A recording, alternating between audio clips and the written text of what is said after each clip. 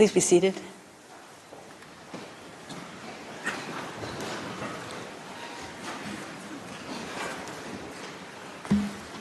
The sitting is open. The court meets today and will meet tomorrow under Article 74, Paragraph 3 of the Rules of Court to hear the oral observations of the parties on the request for the indication of provisional measures submitted by the Republic of South Africa in the case concerning application of the Convention on the Prevention and Punishment of the Crime of Genocide in the Gaza Strip, South Africa versus Israel. The court does not include upon the bench a judge of the nationality of either party. Accordingly, both parties avail themselves of the right, under Article 31, Paragraph 3 of the statute, to choose a judge ad hoc. South Africa has chosen Judge Dikgang Ernest Moseneke and Israel, Judge Aharon Barak. Article 20 of the statute provides that every member of the court shall, before taking up his duties, make a solemn declaration in open court that he will exercise his powers impartially and conscientiously. Pursuant to Article 31, Paragraph 6 of the statute, that same provision applies to judges ad hoc. Before inviting Judge Moseneke and Judge Barak to make their solemn declarations, I shall first, in accordance with custom, say a few words about their careers and qualifications. Judge Dikgang Ernest Moseneke, of South African nationality, has had a distinguished career as a judge, law practitioner, and academic. After obtaining degrees in English, political science, and law from the University of South Africa, he practiced as an attorney and an advocate with the Pretoria Bar. In 2001, he was appointed a judge on the High Court in Pretoria, and a year later, he became a judge on the Constitutional Court of South Africa, where he was Deputy Chief Justice for more than a decade and Acting Chief Justice in 2013 and 2014. Judge Moseneke is also an honorary professor in the Department of Jurisprudence at the University of Pretoria and has served as a Chancellor of the Pretoria Technikon and the University of Witwatersrand in Johannesburg. Judge Moseneke has received numerous honorary doctorates and awards. I shall now say a few words about the career and qualifications of Judge Barak. Judge Aharon Barak, of Israeli nationality, has had an eminent career as a judge and law professor. He holds a PhD in law from the Hebrew University of Jerusalem and served as the Dean of the Faculty of Law of that university between 1974 and 1975. He was appointed to the Israeli Supreme Court in 1978 and served as its president from 1995 to 2006. Prior to joining the Supreme Court, Judge Barak served as the Attorney General of the State of Israel between 1975 and 1978. He has taught law in a number of law schools, including Yale University, the Hebrew University of Jerusalem, and the Reichman University in Herzliya, Israel. Judge Barak has also written extensively in law and has received numerous honorary degrees and awards. In accordance with the order of precedence fixed by Article 7, Paragraph 3 of the Rules of Court, I shall first invite Judge Moseneke to make the solemn declaration prescribed by the statute, and I request all those present to rise.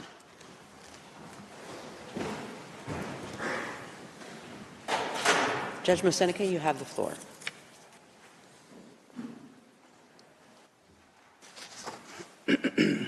I solemnly declare that I will perform my duties and exercise my powers as a judge honorably, faithfully, impartially, and conscientiously.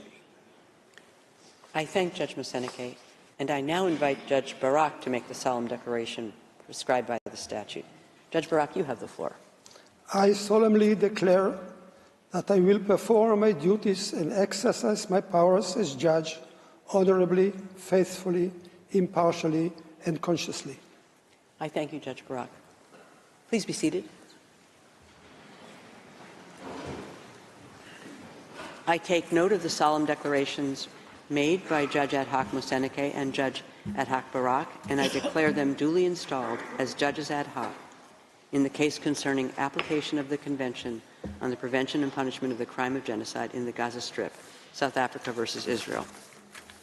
I shall now recall the principal steps of the procedure in the present case. On 29 December 2023, the government of South Africa filed in the registry of the court an application instituting proceedings against the State of Israel, alleging violations by the latter of its obligations under the 1948 Convention on the Prevention and Punishment of the Crime of Genocide. I shall refer to this convention as the Genocide Convention.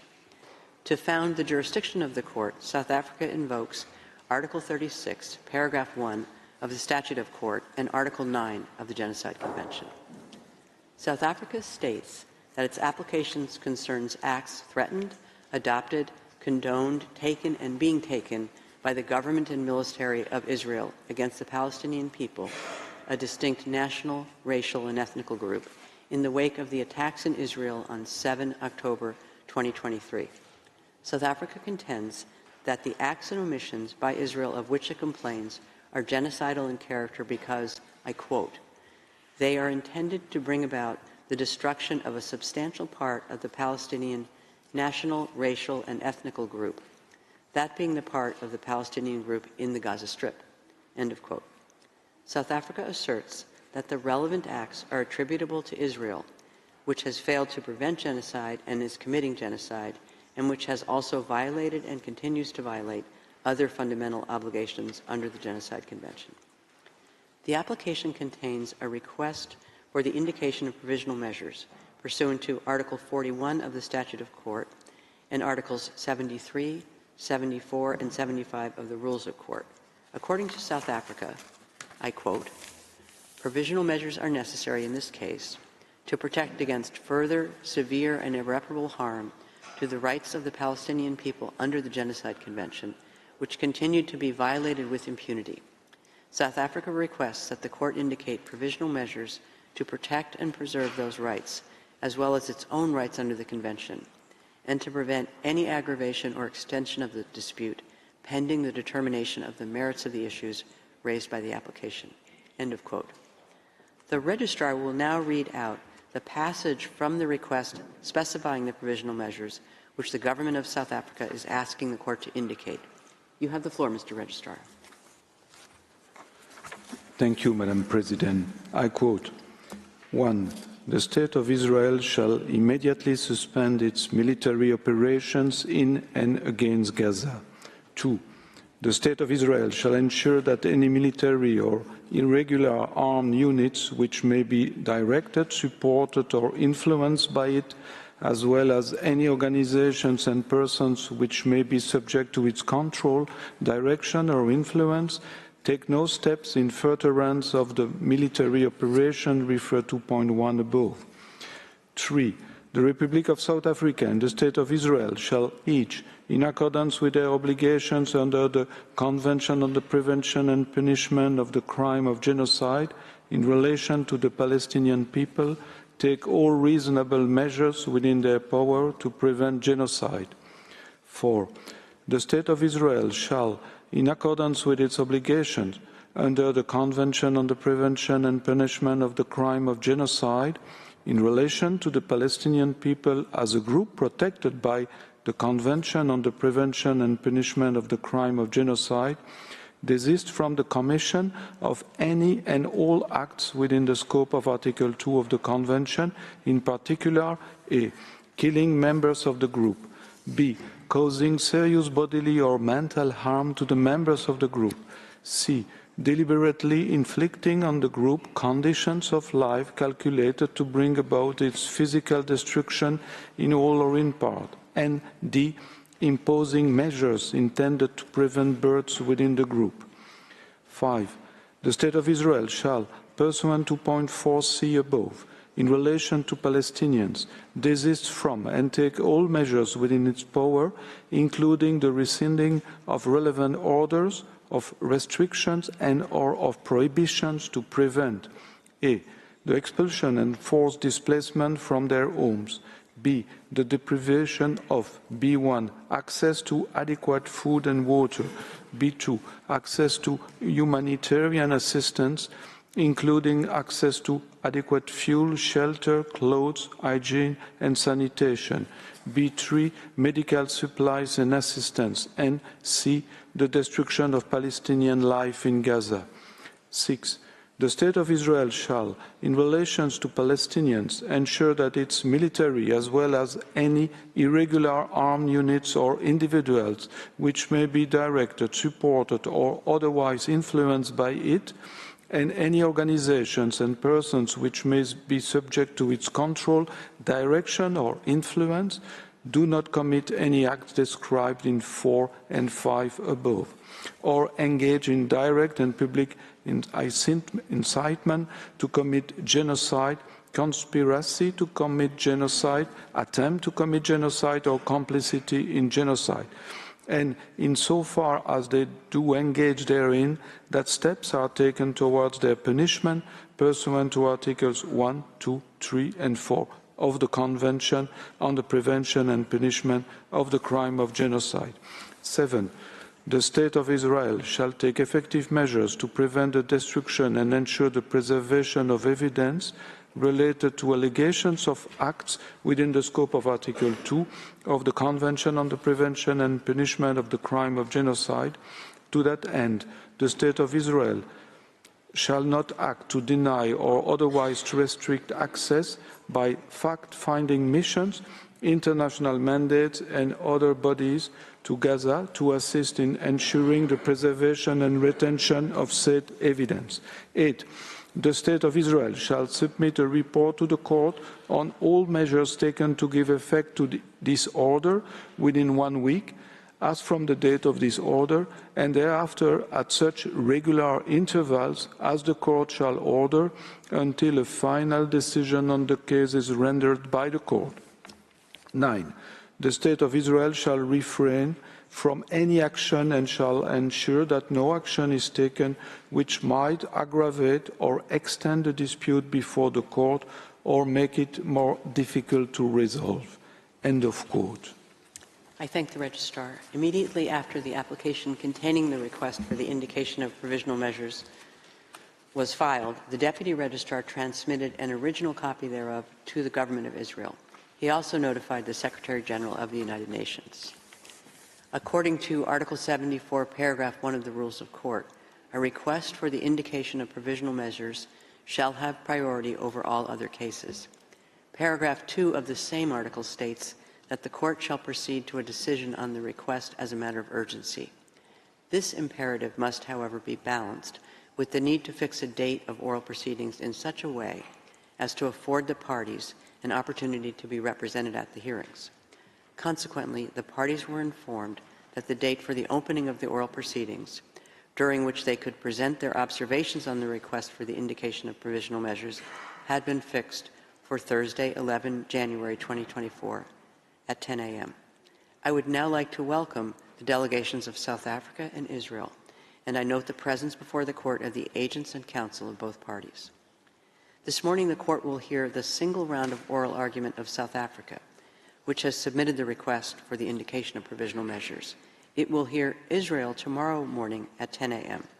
For purposes of this single round of oral argument, each party will have available to it a 3-hour sitting. In this first sitting, South Africa may, if required, avail itself of a short extension beyond 1 p.m. today in view of the time taken up by these introductory remarks.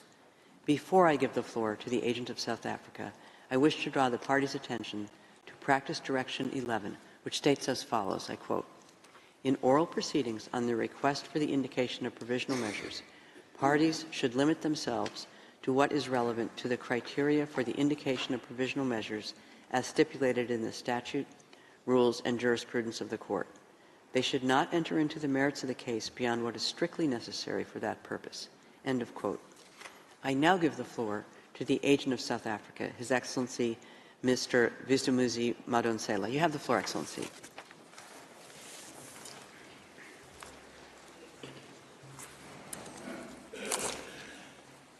Madam President, distinguished members of the court, it is an honor and a privilege for me to appear before you today on behalf of the Republic of South Africa. I wish to express my gratitude to the court for convening this hearing on the earliest possible date to entertain South Africa's request for the indication of provisional measures in this matter.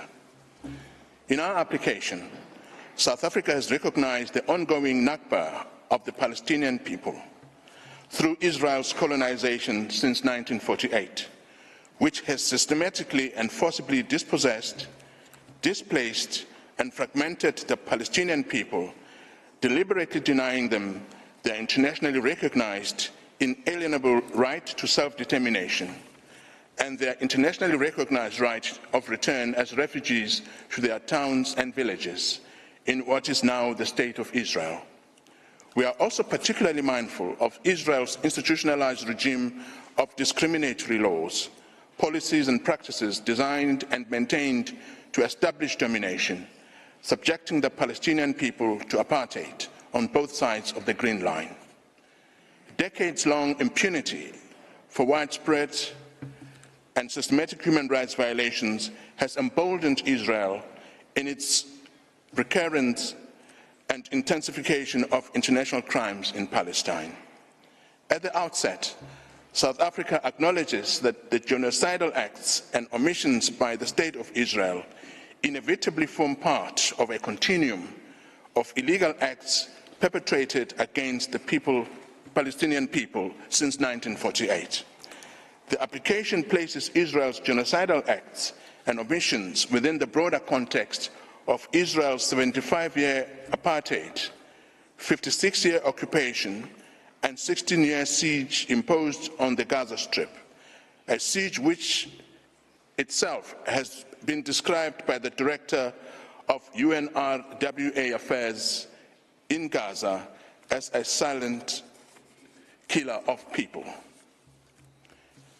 As the Committee on the Elimination of Racial Discrimination warned on December 21st, hate speech and dehumanizing discourse targeted at Palestinians is raising severe concerns regarding Israel and other states' parties' obligation to prevent crimes against humanity and genocide in the Gaza Strip.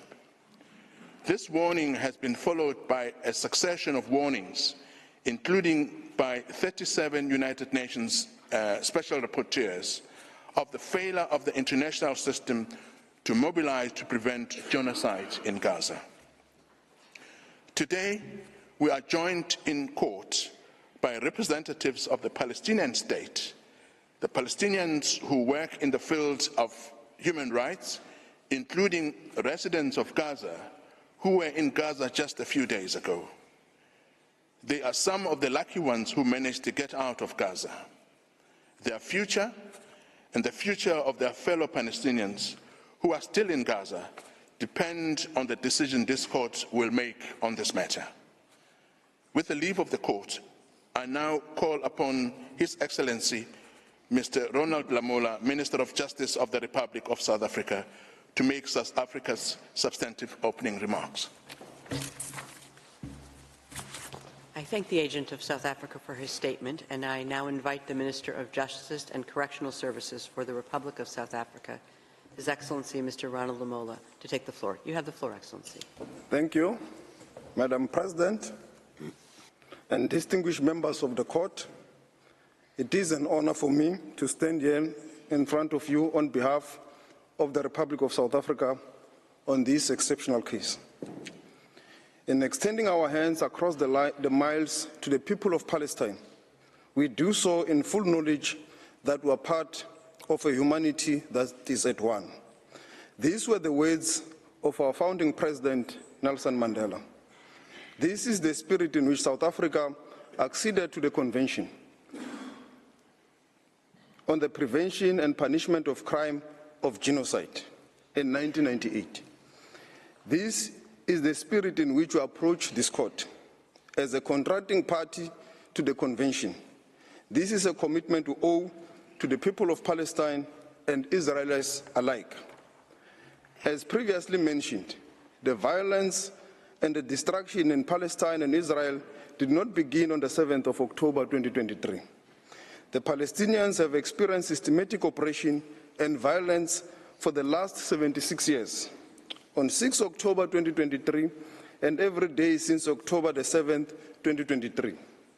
In the Gaza Strip, at least since 2004, Israel continues to exercise control over the airspace, territorial waters, land crossing, water, electricity, and civilian infrastructure, as well as over key government functions.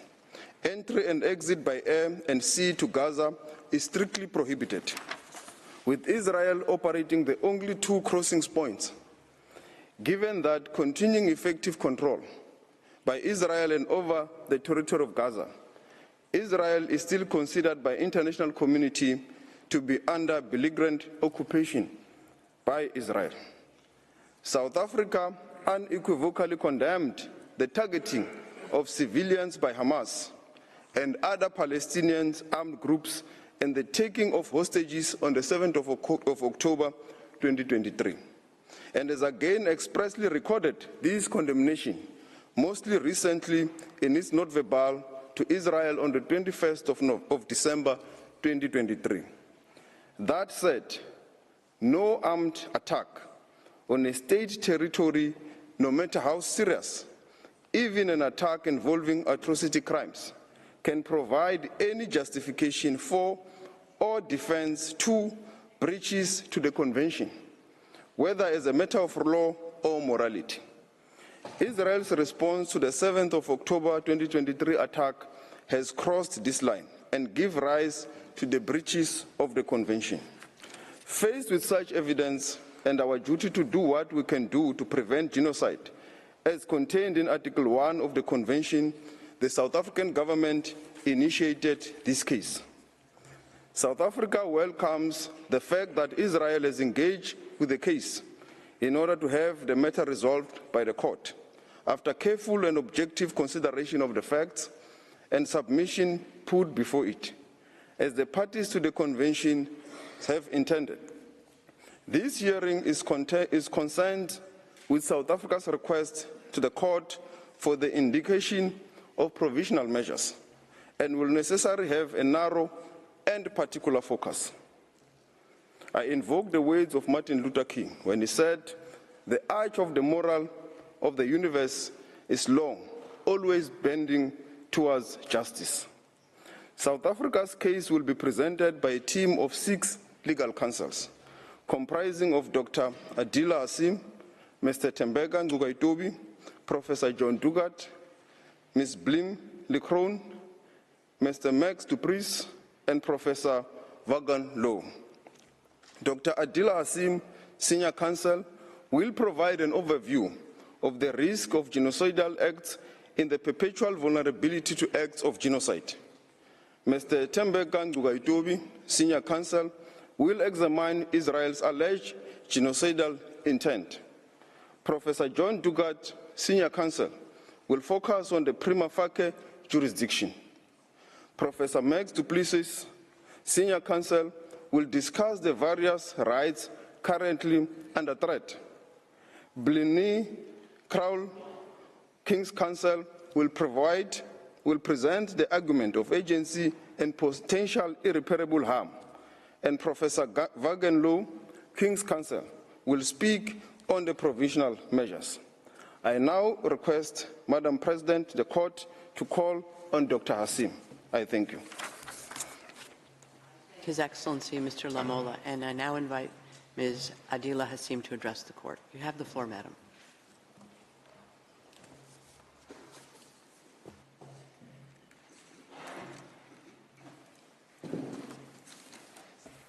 Thank you. Madam President, distinguished members of the court, it is a privilege to appear on behalf of the Republic of South Africa in this case of exceptional importance. It's a case that underscores the very essence of our shared humanity as expressed in the preamble to the Genocide Convention. It's my task to address the court on the genocidal acts that have led to this urgent request for provisional measures under Article 41 of the Statute of the Court. South Africa contends that Israel has transgressed Article 2 of the Convention by committing actions that fall within the definition of genocide. The actions show a systematic pattern of conduct from which genocide can be inferred. Allow me to place these acts in context. Gaza is one of the two constituent territories of the occupied Palestinian territories, occupied by Israel since 1967. It is a narrow strip of approximately 365 square kilometers, as depicted in the map now displayed. Israel continues to exercise control over the space, territorial waters, land crossings, water, electricity, electromagnetic sphere, and civilian infrastructure in Gaza, as well as over key governmental functions. As the Honourable Minister has said, entry and exit by air and sea to Gaza is prohibited, with Israel operating the only two crossing points. Gaza, which is one of the most densely populated places in the world, is home to approximately 2.3 million Palestinians, almost half of them children. For the past 96 days, Israel has subjected Gaza to what has been described as one of the heaviest conventional bombing campaigns in the history of modern warfare. Palestinians in Gaza are being killed by Israeli weaponry and bombs from air, land, and sea.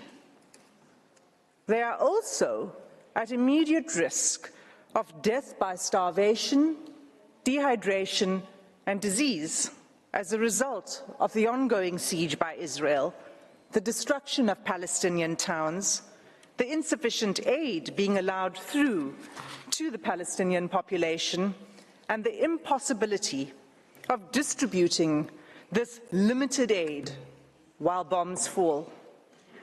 This conduct renders essentials to life unobtainable. At this provisional measures stage, as this court has made clear in the Gambia-Myanmar case, it is not necessary for the court to come to a final view on the question of whether Israel's conduct constitutes genocide. It is necessary to establish only whether at least some of the acts alleged are capable of falling within the provisions of the Convention.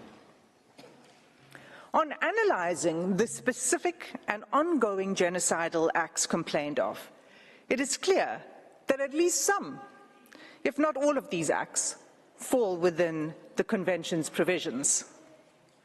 These acts are documented in detail in South Africa's application and confirmed by reliable, often UN sources.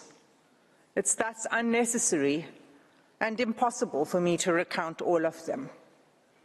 I will highlight only some in order to illustrate the pattern of genocidal conduct. The UN statistics that are relied upon are up to date as of 9 January 2024. In South Africa's oral submissions, we will illustrate the facts that we rely on with limited use of audiovisual material. Madam President, we do so with restraint and only where necessary, and always with respect to the Palestinian people. Against this background, I move now to demonstrate, in turn, how Israel's conduct violates Articles 2A, 2B, 2C, and 2D of the Convention. The first genocidal act committed by Israel is the mass killing of Palestinians in Gaza, in violation of Article 2A of the Genocide Convention. As the UN Secretary-General explained 5 weeks ago, the level of Israel's killing is so extensive that nowhere is safe in Gaza. As I stand before you today, 23,210 Palestinians have been killed by Israeli forces during the sustained attacks over the last 3 months. At least 70% of whom are believed to be women and children. Some 7,000 Palestinians are still missing, presumed dead under the rubble.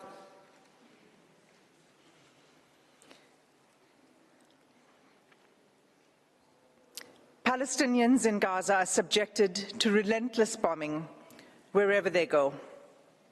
They are killed in their homes, in places where they seek shelter, in hospitals, in schools, in mosques, in churches, and as they try to find food and water for their families. They have been killed if they failed to evacuate. In the places to which they have fled, and even while they attempted to flee along Israeli-declared safe routes. The level of killing is so extensive that those whose bodies are found are buried in mass graves, often unidentified. In the first 3 weeks alone, following 7 October, Israel deployed 6,000 bombs per week. At least 200 times it has deployed 2,000-pound bombs in southern areas of Palestine designated as safe. These bombs have also decimated the north, including refugee camps. 2,000-pound bombs are some of the biggest and most destructive bombs available. They are dropped by lethal fighter jets that are used to strike targets on the ground by one of the world's most resourced armies. Israel has killed an unparalleled and unprecedented number of civilians, with the full knowledge of how many civilian lives each bomb will take. More than 1,800 families, Palestinian families in Gaza, have lost multiple family members, and hundreds of multi-generational families have been wiped out, with no remaining survivors. Mothers, fathers, children, siblings, grandparents, aunts, cousins, often all killed together. This killing is nothing short of destruction of Palestinian life. It is inflicted deliberately. No one is spared, not even newborn babies. The scale of Palestinian child killings in Gaza is such that UN chiefs have described it as a graveyard for children. The devastation, we submit, is intended to and has laid waste to Gaza beyond any acceptable legal, let alone humane, justification. The second genocidal act identified in South Africa's application is Israel's infliction of serious bodily or mental harm to Palestinians in Gaza in violation of Article 2b of the Genocide Convention. Israel's attacks have left close to 60,000 Palestinians wounded and maimed. Again, the majority of them women and children. This in circumstances where the healthcare system has all but collapsed. I'll return to this later in my speech. Large numbers of Palestinian civilians, including children, are arrested, blindfolded, forced to undress, and loaded onto trucks taken to unknown locations. The suffering of the Palestinian people, physical and mental, is undeniable. Turning to the third genocidal act under Article 2c, Israel has deliberately imposed conditions on Gaza that cannot sustain life and are calculated to bring about its physical destruction. Israel achieves this in at least 4 ways. First, by displacement. Israel has forced the displacement of about 85% of Palestinians in Gaza. There is nowhere safe for them to flee to. Those who cannot leave or refuse to be displaced have either been killed or at extreme risk of being killed in their homes. Many Palestinians have been displaced multiple times as families are forced to move repeatedly in search of safety. Israel's first evacuation order on 13 October required the evacuation of over 1 million people, including children, the elderly, the wounded, and infirm. Entire hospitals were required to evacuate, even newborn babies in intensive care. The order required them to evacuate the north to the south within 24 hours. The order itself was genocidal. It required immediate movement, taking only what could be carried, while no humanitarian assistance was permitted, and fuel, water, and food, and other necessities of life had deliberately been cut off. It was clearly calculated to bring about the destruction of the population. For many Palestinians, the forced evacuation from their homes is inevitably permanent. Israel has now damaged or destroyed an estimated 355,000 Palestinian homes, leaving at least 500,000 Palestinians with no home to return to.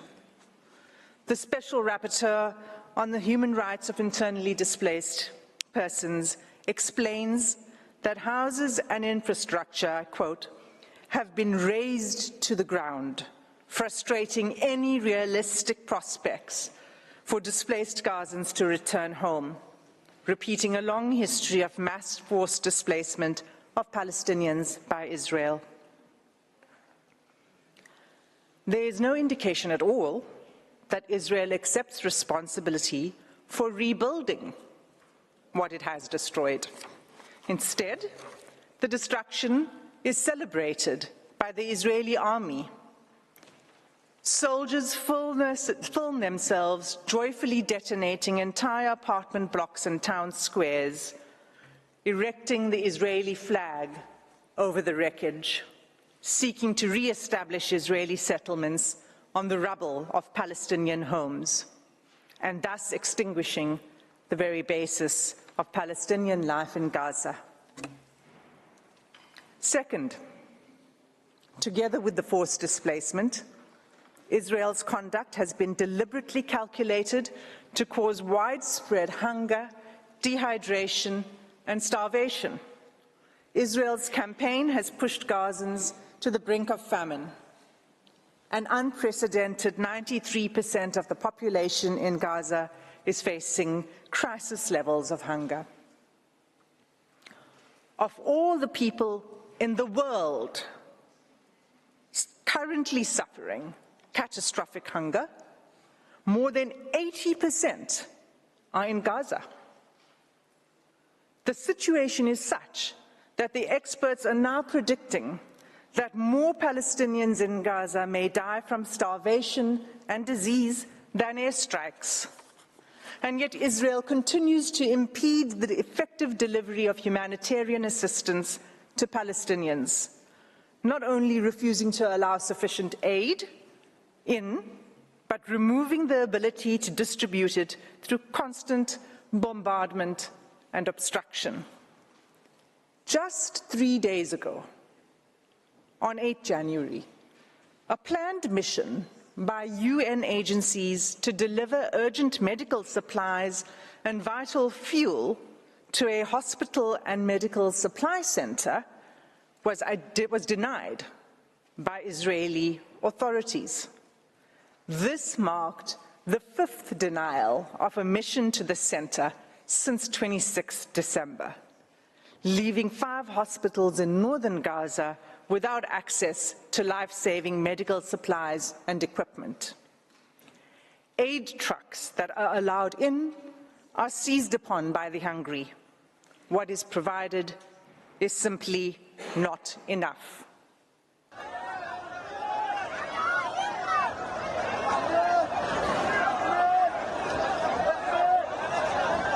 Madam President, members of the court, this is an image of an aid truck arriving in Gaza. Third, Israel has deliberately inflicted conditions in which Palestinians in Gaza are denied adequate shelter, clothes, or sanitation. For weeks, there have been acute shortages of clothes, bedding, blankets, and critical non-food items. Clean water is all but gone, leaving far below the amount required to safely drink, clean, and cook. Accordingly, the WHO has stated that Gaza is experiencing soaring rates of infectious disease outbreaks. Cases of diarrhea in children under 5 years of age have increased 2,000% since hostilities began. When combined and left untreated, malnutrition and disease create a deadly cycle. The 4th genocidal act under Article 2B is Israel's military assault on Gaza's healthcare system, which renders life unsustainable.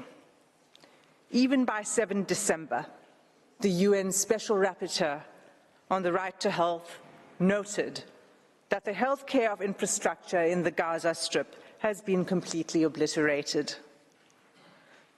Those wounded by Israel in Gaza are being deprived of life-saving medical care. Gaza's healthcare system, already crippled by years of blockade and prior attacks by Israel, is unable to cope with the sheer scale of the injuries. Finally, the UN Special Rapporteur on Violence Against Women and Girls has pointed to acts committed by Israel that would fall under the 4th category of genocidal acts in Article 2D of the Convention. On 22 November, she expressly warned the following: the reproductive violence inflicted by Israel on Palestinian women, newborn babies, infants, and children could be qualified as acts of genocide under Article 2 of the Genocide Convention, including imposing measures intended to prevent births within a group. Israel is blocking the delivery of life-saving aid, including essential medical kits for delivering babies, in circumstances where an estimated 180 women are giving birth in Gaza each day of these 180 women, the WHO warns that 15% are likely to experience pregnancy or birth-related complications and need additional medical care. That care is simply not available.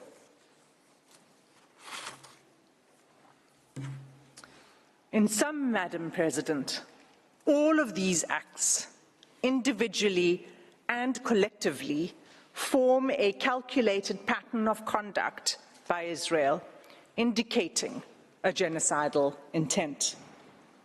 This intent is evident from Israel's conduct in specially targeting Palestinians living in Gaza, using weaponry that causes large-scale homicidal destruction, as well as targeted sniping of civilians, designating safe zones for Palestinians to seek refuge, and then bombing these, depriving Palestinians in Gaza of basic needs: food, water, healthcare, fuel, sanitation, and communications, destroying social infrastructure, homes, schools, mosques, churches, hospitals, and killing, seriously injuring, and leaving large numbers of children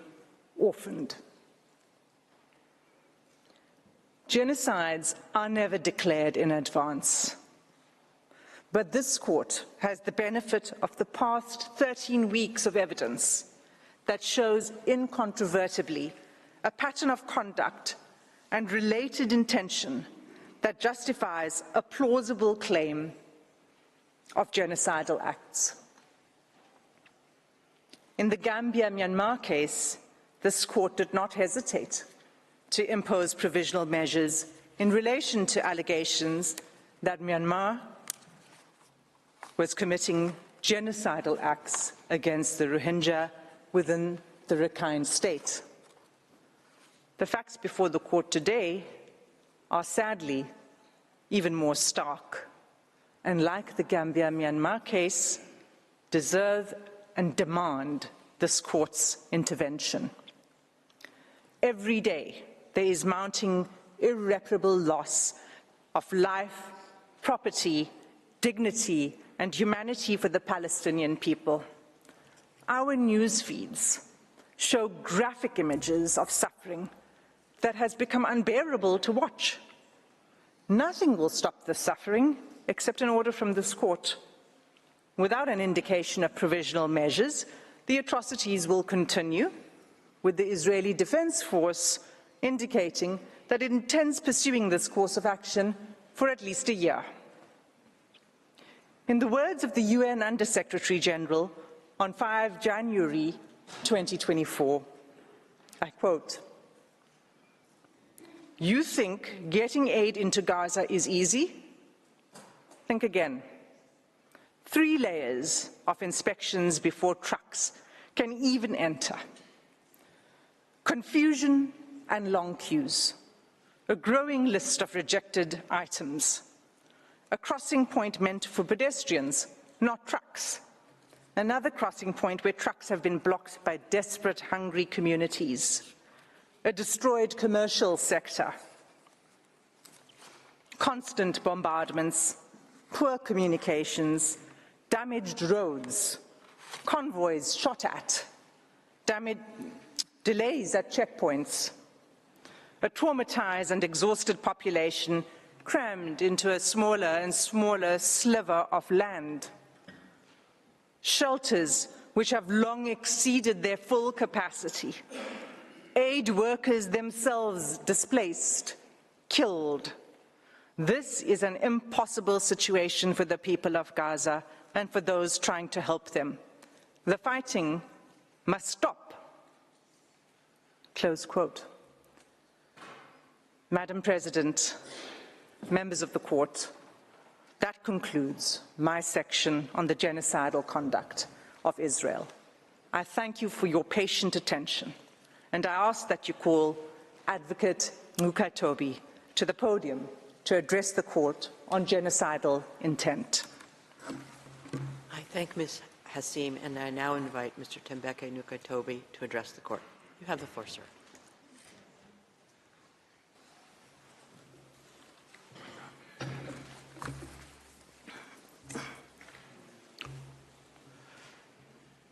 Madam President and distinguished members of the court, it is a privilege to appear before the court on behalf of South Africa. I will address Israel's genocidal intent. At this stage, the court is not required to determine that the only inference to be drawn from the available evidence is genocidal to order provisional measures, as that is to decide the merits. Rather, the assessment of the existence of an intent to destroy could be made by the court only at the stage of the examination of the merits. That some of the alleged acts may also amount to atrocities other than genocide does not exclude the finding of plausible acts of genocide. Madam President, South Africa is not alone in drawing attention to Israel's genocidal rhetoric against Palestinians in Gaza. 15 United Nations special rapporteurs and 21 members of the United Nations working groups have warned that what is happening in Gaza reflects a genocide in the making and an overt intent to destroy the Palestinian people under occupation. Israel has a genocidal intent against the Palestinians in Gaza. That is evident from the way in which Israel's military attack is being conducted, which has been described by Ms. Hassim as C. It is systematic in its character and form. The mass displacement of the population of Gaza, headed into areas where they continue to be killed, and the deliberate creation of conditions that, quote, lead to a slow death, unquote. There is also the clear pattern of conduct, the targeting of family homes and civilian infrastructure, laying waste to vast areas of Gaza, and the bombing, shelling, and sniping of men, women, and children where they stand, the destruction of the health infrastructure, and lack of access to humanitarian assistance. So much so that as we stand today, 1% of the Palestinian population in Gaza has been systematically decimated, and 1 in 4 Gazans have been injured since 7 October. These two elements alone are capable of evidencing Israel's genocidal intent in relation to the whole or part of the Palestinian population in Gaza.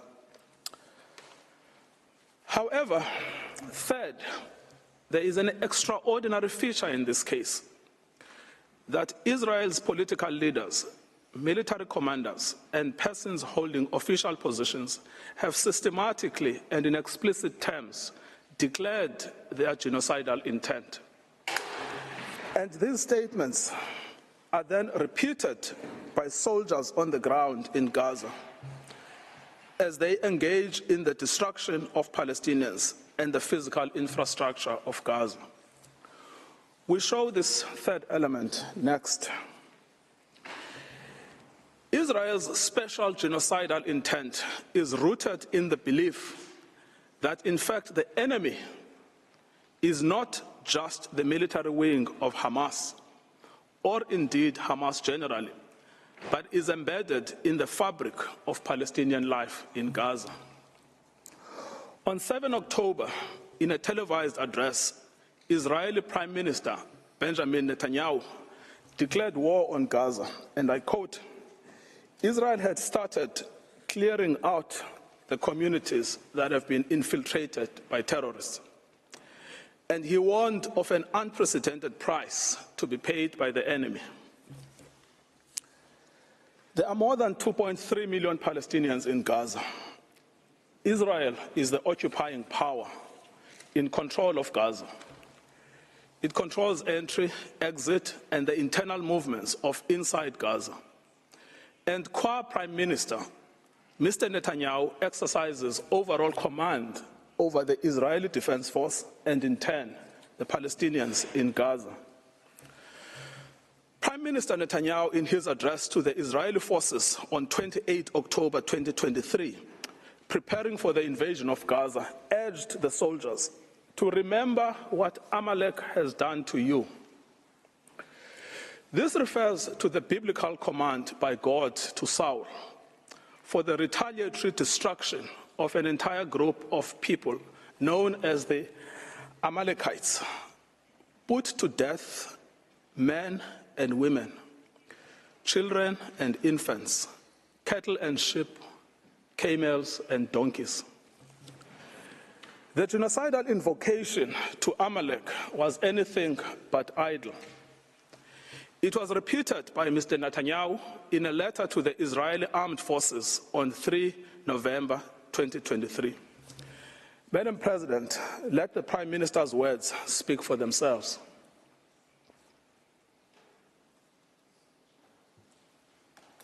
Has done to you, says our Holy Bible, and we do remember, and we are fighting our brave troops and combatants who are now in Gaza or around Gaza. And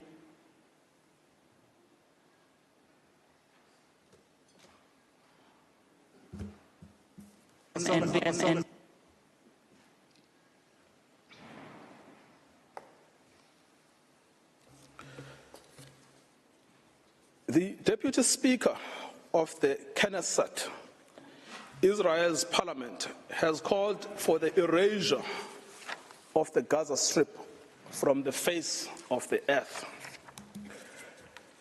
The Defense Force agrees. On 9 October, the Defense Minister, Yoav Gallant, gave a situation update to the army, where he said that as Israel was imposing a complete siege on Gaza, there would be no electricity, no food, no water, no fuel. Everything would be closed because Israel is fighting human animals. Speaking to troops on the Gaza border, he instructed them that he has released all the restraints and that Gaza won't return to what it was before. We will eliminate everything. We will reach all places. Eliminate everything. Reach all places without any restraints.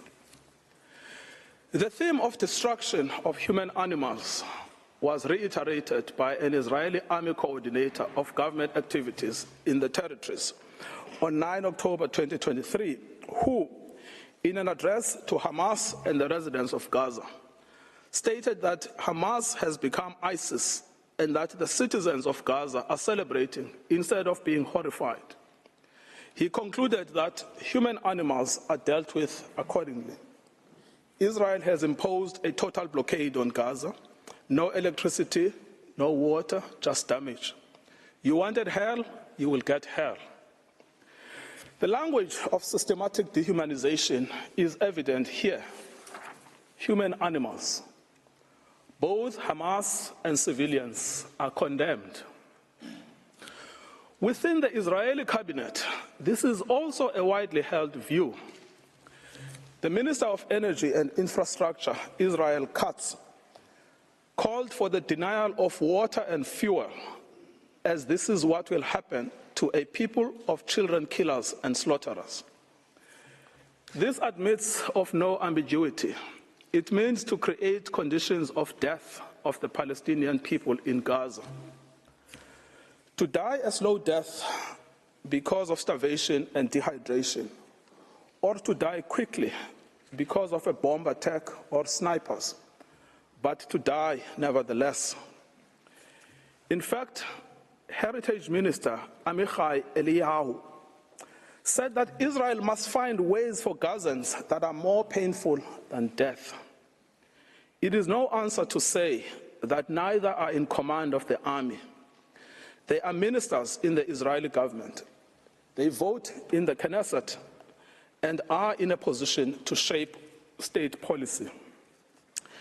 The intent to destroy Gaza has been nurtured at the highest levels of state, as President Isaac Herzog has joined the ranks of those signing bombs destined for Gaza. Having previously noted that the entire population in Gaza is responsible and that this rhetoric about civilians not aware, not involved is absolutely not true, we will fight until we break their backbone. Later attempts by the President and others to neutralize this speech have not altered the sting of his words, which was to tar all Palestinians as responsible for the actions of Hamas. Nor, as I will show below, has it affected how state policy is understood within government. The Minister of National Security repeated the President's statements that Hamas and civilians are responsible in equal measure. On 10 November 2023, in a televised interview, he stated that when we say that Hamas should be destroyed, it also means those who celebrate, those who support, and those who hand out candy. They are all terrorists, and they should also be destroyed. These are orders to destroy and to maim what cannot be destroyed. These statements are not open to neutral interpretations or after-the-fact rationalizations and reinterpretations by Israel. The statements were made by persons in command of the state. They communicated state policy. It is simple. If the statements were not intended, they would not have been made. The genocidal intent behind these statements is not ambiguous to the Israeli soldiers on the ground. Indeed, it is directing their actions and objectives. On 7 December 2023, Israeli soldiers proved that they understood the Prime Minister's message to remember what the Amalek has done to you as genocidal. They were recorded by journalists dancing and singing. We know our motto, there are no uninvolved, that they obey one commandment, to wipe off the seed of Amalek. The Prime Minister's invocation of Amalek is being used by soldiers to justify the killing of civilians, including children.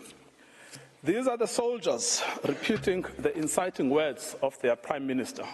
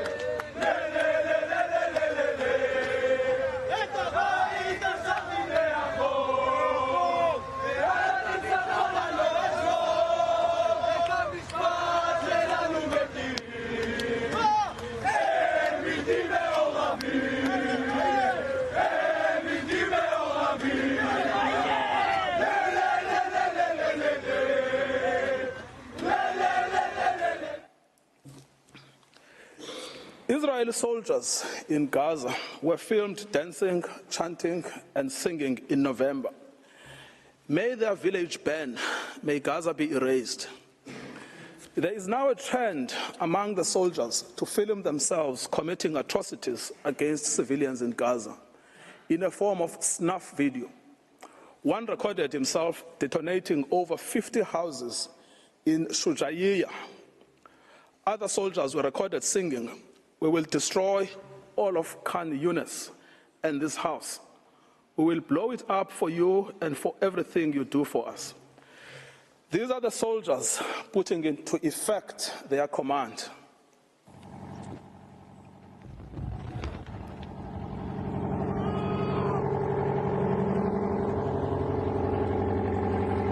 שכונת סג'אעיה ז"ל, נחל עוז, בעזרת השם יהיה לכם.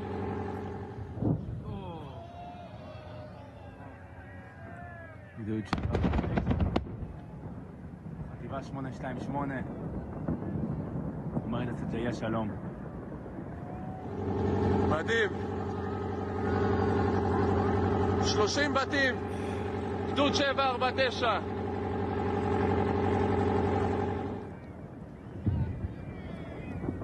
כאן מתחיל הניצחון.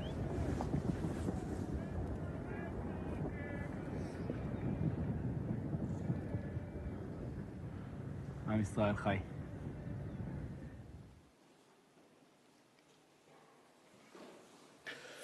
The commanders of the army are also of the same mind.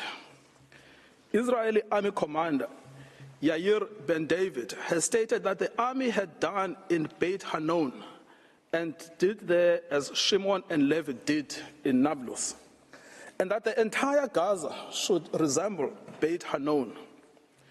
Israeli soldier Yeshai Shalev published a video against the backdrop of the ruins of what was the site of Al-Azhar University with the caption, "Once upon a time, there was a university in Gaza, and in practice, a school for murderers and human animals." Soldiers obviously believe that this language and their actions are acceptable because the destruction of Palestinian life in Gaza is articulated state policy. Senior political and military officials encouraged without censure the 95-year-old Israeli army reservist Ezra Yachin, a veteran of the Deir Yassin massacre against the Palestinians in 1948, to speak to the soldiers ahead of the ground invasion in Gaza. In his tour, he echoed the same sentiment while being driven around in an officially Israeli army vehicle dressed in Israeli army fatigue. I quote, "Be triumphant and finish them off, and don't leave anyone behind. Erase the memory of them. Erase them, their families, mothers and children. These animals can no longer live. If you have an Arab neighbor, don't wait, go to his home and shoot him. We want to invade, not like before. We want to enter and destroy what's in front of us, and destroy houses, then destroy the one after it. With all of our forces, complete destruction, enter and destroy. As you can see, we will witness things we've never dreamed of. Let them drop bombs on them and erase them." As recently as 7 January 2024, a video of a soldier was posted online where he boasts that the army had destroyed the entire village of Hibat Azar. For 2 weeks, he said, they had worked hard to bomb the village and executed their mandate. Any suggestion that senior politicians did not mean what they said, much less that the meaning was not understood by soldiers in Gaza, would be without any merit. The scale of destruction in Gaza, the mass targeting of family homes and civilians, the war being a war on children, all make clear that genocidal intent is both understood and is being put into practice. The articulated intent is the destruction of Palestinian life in all its manifestations. The genocidal rhetoric is also commonplace within the Israeli Knesset. Members of the Knesset have repeatedly called for Gaza to be wiped out, flattened, erased, and crushed on all its inhabitants. They have deplored anyone feeling sorry for the uninvolved Gazans, asserting repeatedly that there are no uninvolved, that there are no innocents in Gaza, that the killers of the women and children should not be separated from the citizens of Gaza, and that the children of Gaza have brought this upon themselves, and that there should be one sentence for everyone there, death. Finally, the lawmakers have called for mercilessly bombing from the air, with some advocating for the use of nuclear doomsday weapons, and a Nakba that will overshadow the Nakba of 48. The Prime Minister's genocidal speech has gained ground among some elements of civil society. A famous singer has repeated Mr. Netanyahu's Amalek reference, stating that Gaza must be wiped out and be destroyed with every Amalek seed. We simply must destroy all of Gaza and exterminate everyone who is there. Another has called to erase Gaza, not leave a single person there. Journalists and commentators have announced that the woman is an enemy, the baby is an enemy, the pregnant woman is an enemy, that it is necessary to turn the strip into a slaughterhouse, to demolish every house our soldiers come across, exterminate everyone. The intentional failure of the government of Israel to condemn, prevent, and punish such genocidal incitement constitutes in itself a grave violation of the Genocide Convention. We should recall, Madam President, that in Article 1 of the Convention, Israel confirmed that genocide, whether committed in time of peace or in time of war, is a crime under international law. And it undertook to prevent and to punish it as such. This failure to prevent, condemn, and punish such speech by the government has served to normalize genocidal rhetoric and extreme danger for Palestinians within Israeli society. As MK Moshe Sada from the Likud party has said, the government's own attorneys share his views that Palestinians in Gaza must be destroyed. I quote, "You go anywhere and they tell you to destroy them. In the kibbutz, they tell you to destroy them. My friends at the state attorney's office who fought with me on political issues in debate said to me, it is clear that we need to destroy all Gazans. Destroy all Gazans." Israel is aware of its destruction of Palestinian life and infrastructure. Despite this knowledge, it has maintained and indeed intensified its military activity in Gaza. As to full awareness, in the week after 7 October, NGOs and the United Nations warned of an unprecedented humanitarian crisis in Gaza. The UN stated that actors must allow humanitarian teams and goods to immediately and safely reach the hundreds of thousands of people in need. So right from the beginning, Israel knew that it was depriving water, food, electricity, and essentials for survival. It said so. Everything is closed. It has known that it was depriving Palestinians of health care and treatment for injury in the middle of an unprecedented bombardment, of food and water, and of other essentials for survival. This prompted the World Health Organization to say, "We are on our knees asking for sustained, scaled-up, protected humanitarian operations, appealing to all those in a situation to make a decision or influence decision makers to give us the humanitarian space to address this human catastrophe." Despite this knowledge, Israel continues to target infrastructure essential for survival: water and sanitation infrastructure, solar panels, bakeries, mills, crops. It bombs hospitals, decimating the healthcare system. It targets aid workers and the infrastructure of the United Nations. It is because of the policy of Israel that Gaza has become a place of death and despair. In conclusion, Madam President, many propagators of grave atrocities have protested that they were misunderstood, that they did not mean what they said, and that their own words were taken out of context. What state would admit to a genocidal intent? Yet, the distinctive feature of this case has not been the silence as such, but the reiteration and repetition of genocidal speech throughout every sphere of state in Israel. We remind the court of the identity and authority of the genocidal inciters. The Prime Minister, the President, the Minister of Defense, the Minister of National Security, the Minister of Energy and Infrastructure, members of the Knesset, senior army officials, and foot soldiers. Genocidal utterances are therefore not out in the fringes. They are embodied in state policy. The intent to destroy is plainly understood by soldiers on the ground.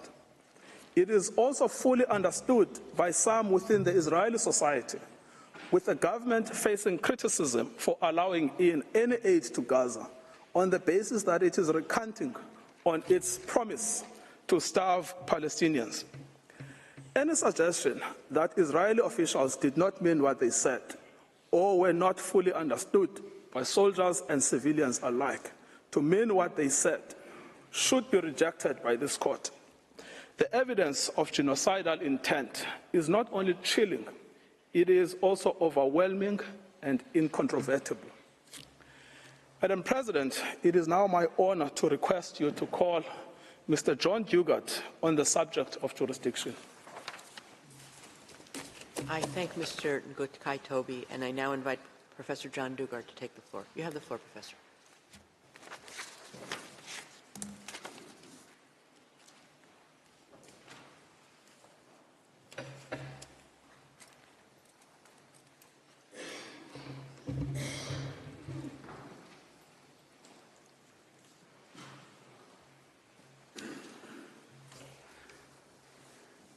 Madam President, distinguished members of the Court, it is a great privilege to appear before you today on behalf of the Republic of South Africa.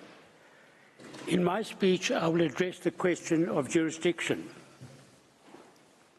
The people of South Africa and of Israel both have a history of suffering.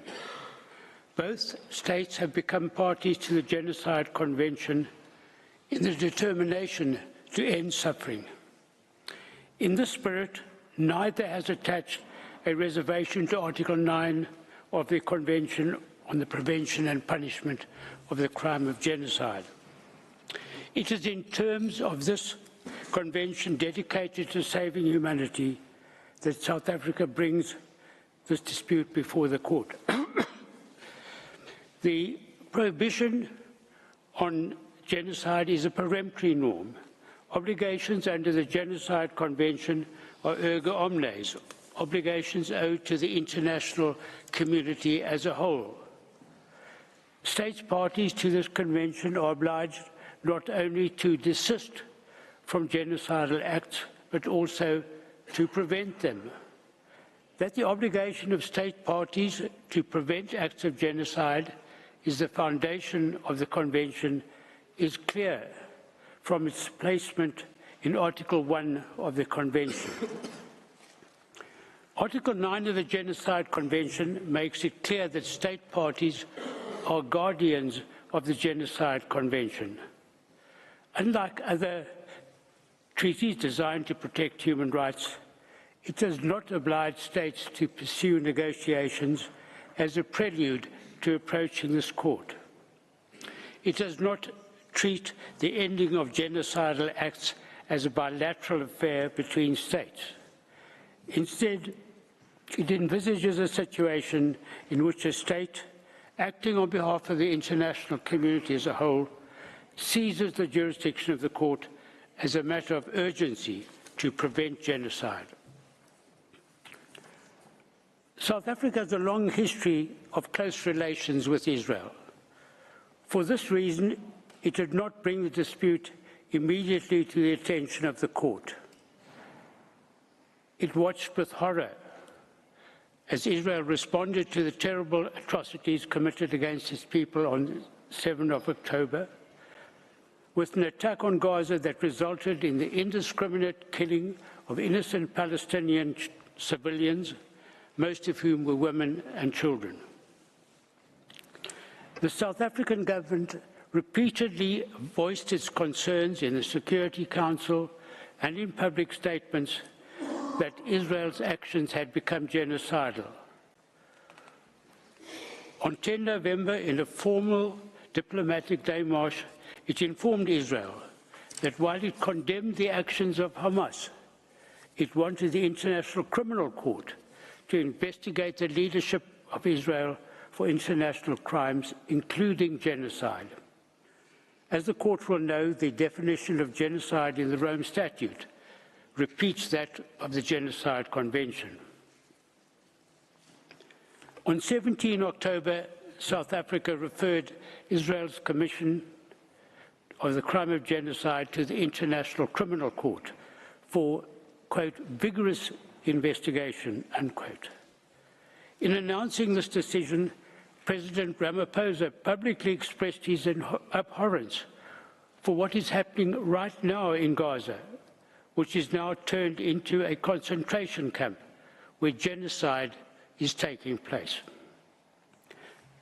To accuse a state of committing acts of genocide and to condemn it in such strong language is a major act on the part of a state. At this stage, it became clear that there was a serious dispute between South Africa and Israel, which would end only with the end of Israel's genocidal acts. South Africa repeated this accusation at a meeting of BRICS on 21 November and at an emergency special session of the United Nations General Assembly on 12 December. No response from Israel was forthcoming. None was necessary. By this time, the dispute had crystallized as a matter of law.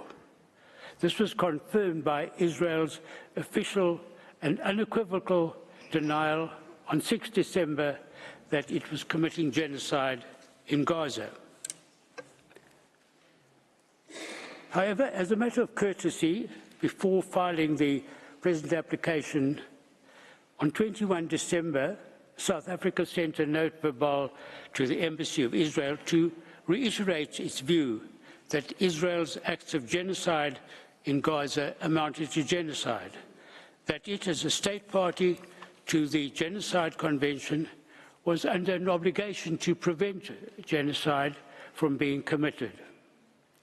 Israel responded by way of a note verbal that failed to address the issues raised by South Africa in its note and neither affirmed nor denied the existence of a dispute.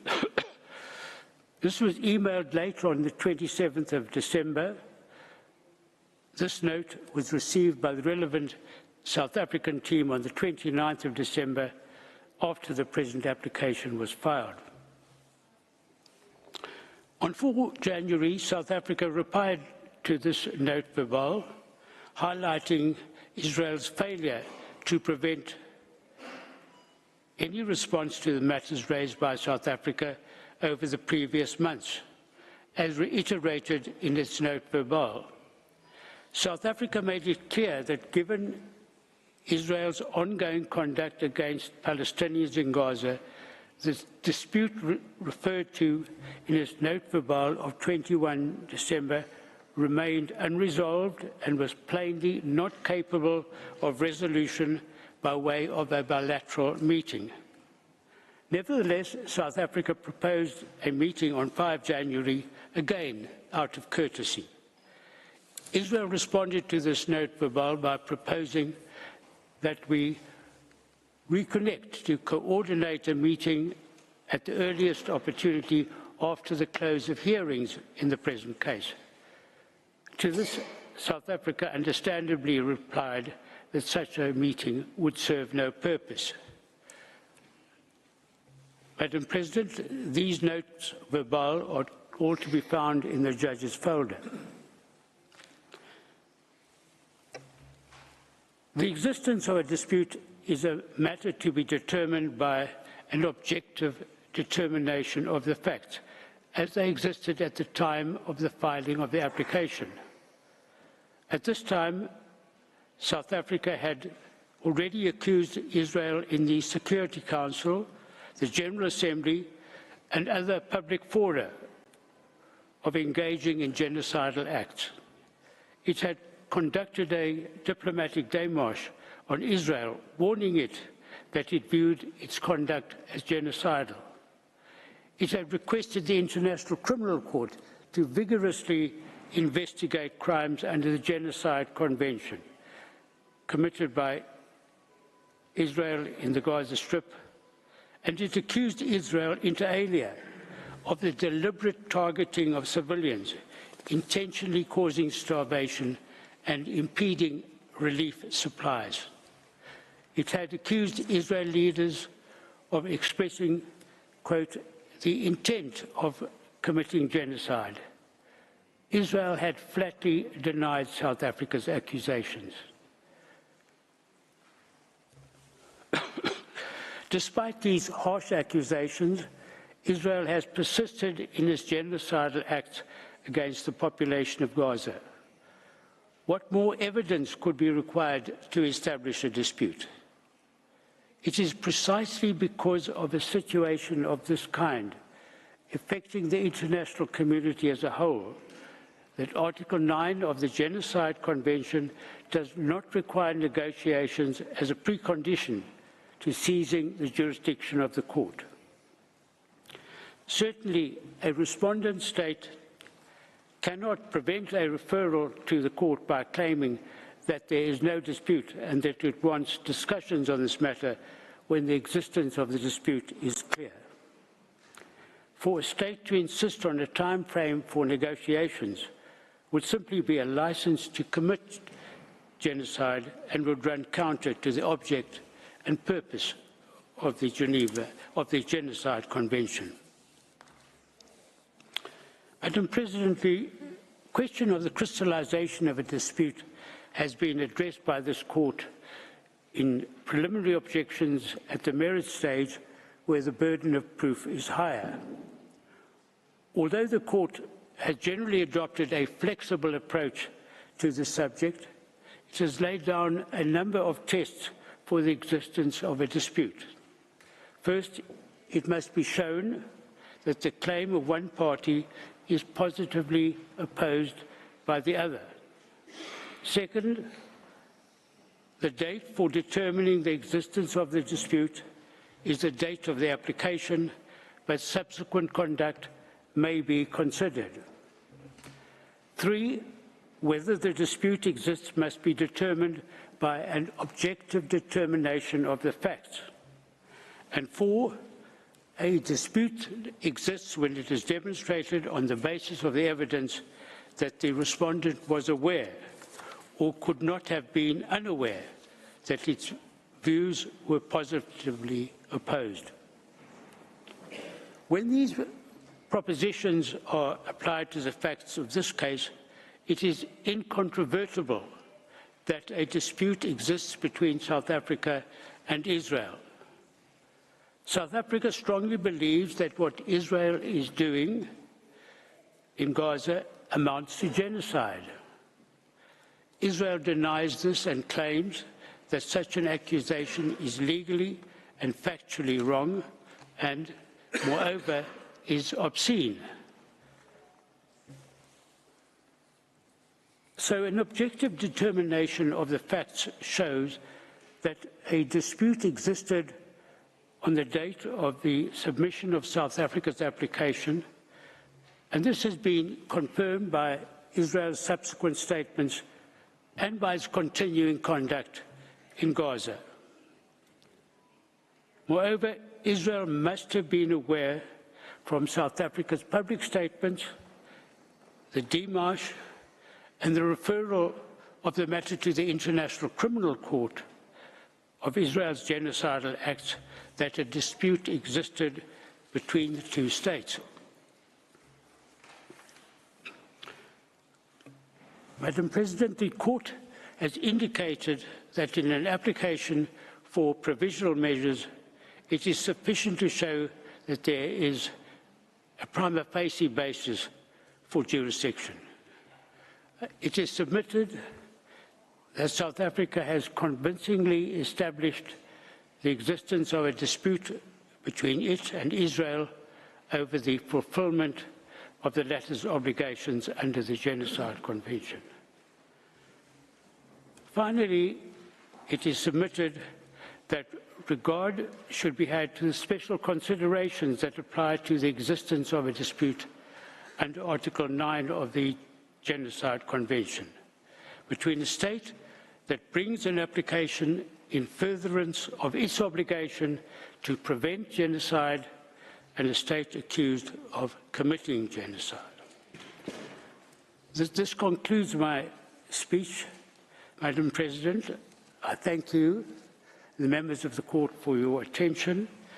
I now ask you to call to the podium Professor Max du Plessis to address you on the nature of the rights requiring protection and the link between such rights and the measures requested. Thank you. I thank you, Professor Dugard. Before I give the floor to the next speaker, the court will observe a coffee break of 10 minutes. Sitting is adjourned.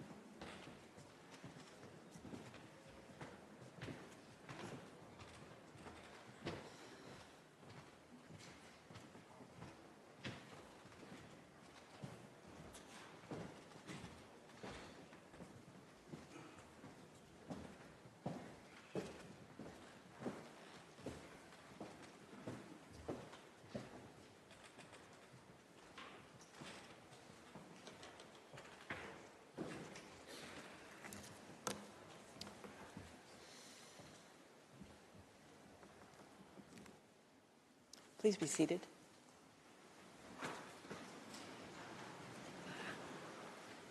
The sitting is resumed. I now give the floor to Professor Max du Plessis. You have the floor, Professor.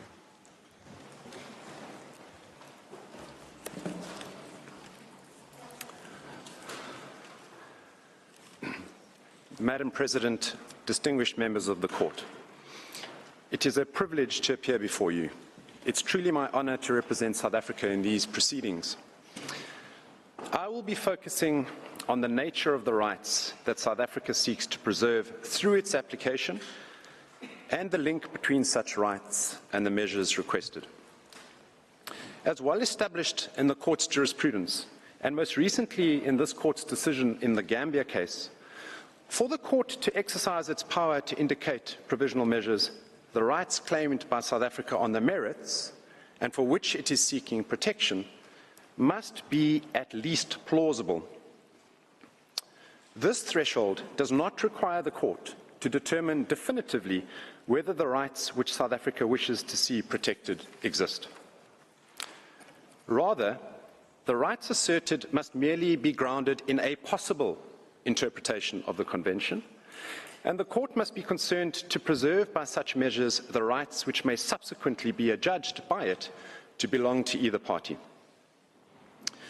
Palestinians in Gaza, as a very substantial and important part of the Palestinian national, racial, and ethnical group, simply but profoundly are entitled to exist. As South Africa's ambassador pointed out in opening, to situate the right to exist and the threats to that right requires the Court to appreciate that this application by South Africa is brought within a particular context. What is happening in Gaza now is not correctly framed as a simple conflict between two parties. It entails instead destructive acts perpetrated by an occupying power, Israel, that has subjected the Palestinian people to an oppressive and prolonged violation of their right to self-determination for more than half a century. And those violations occur in a world where Israel, for years, has regarded itself as beyond and above the law. As the UN Special Rapporteur on the occupied Palestinian territories explained in 2022, and I quote, "The occupation by Israel has been conducted in profound defiance of international law and hundreds of United Nations resolutions with scant pushback from the international community." That context is important, as South Africa made clear in its application. Where the international community has failed Palestinians for so long, and despite Israel's willful defiance of Palestinians' rights, South Africa turns to this Court, seeking to protect the core rights of Palestinians in Gaza to be protected from acts of genocide, attempted genocide, direct and public incitement to genocide, and complicity in and conspiracy to commit genocide. As the Court knows, the Convention prohibits the destruction of a group or part of that group, including through killing, causing serious bodily and mental harm, and inflicting conditions of life calculated to bring about the group's physical destruction. Through these core rights, the Convention further protects the rights of its members to life and physical and mental integrity. Palestinians in Gaza, women, men, children, because of their membership in a group, are protected by the Convention, as is the group itself. And the core rights are violated and threatened by a remarkable set of facts outlined by my colleagues and set out in detail in South Africa's application with supporting evidence. In the speeches to this Court today, South Africa has chosen, as you've heard, to avoid the showing of graphic videos and photos. It has decided against turning this Court into a theatre for spectacle. It knows, as well as Your Excellencies, the temptation for both sides in a dispute to parade pictures to shock. But South Africa's application in this Court today is built on a foundation of clear legal rights, not images.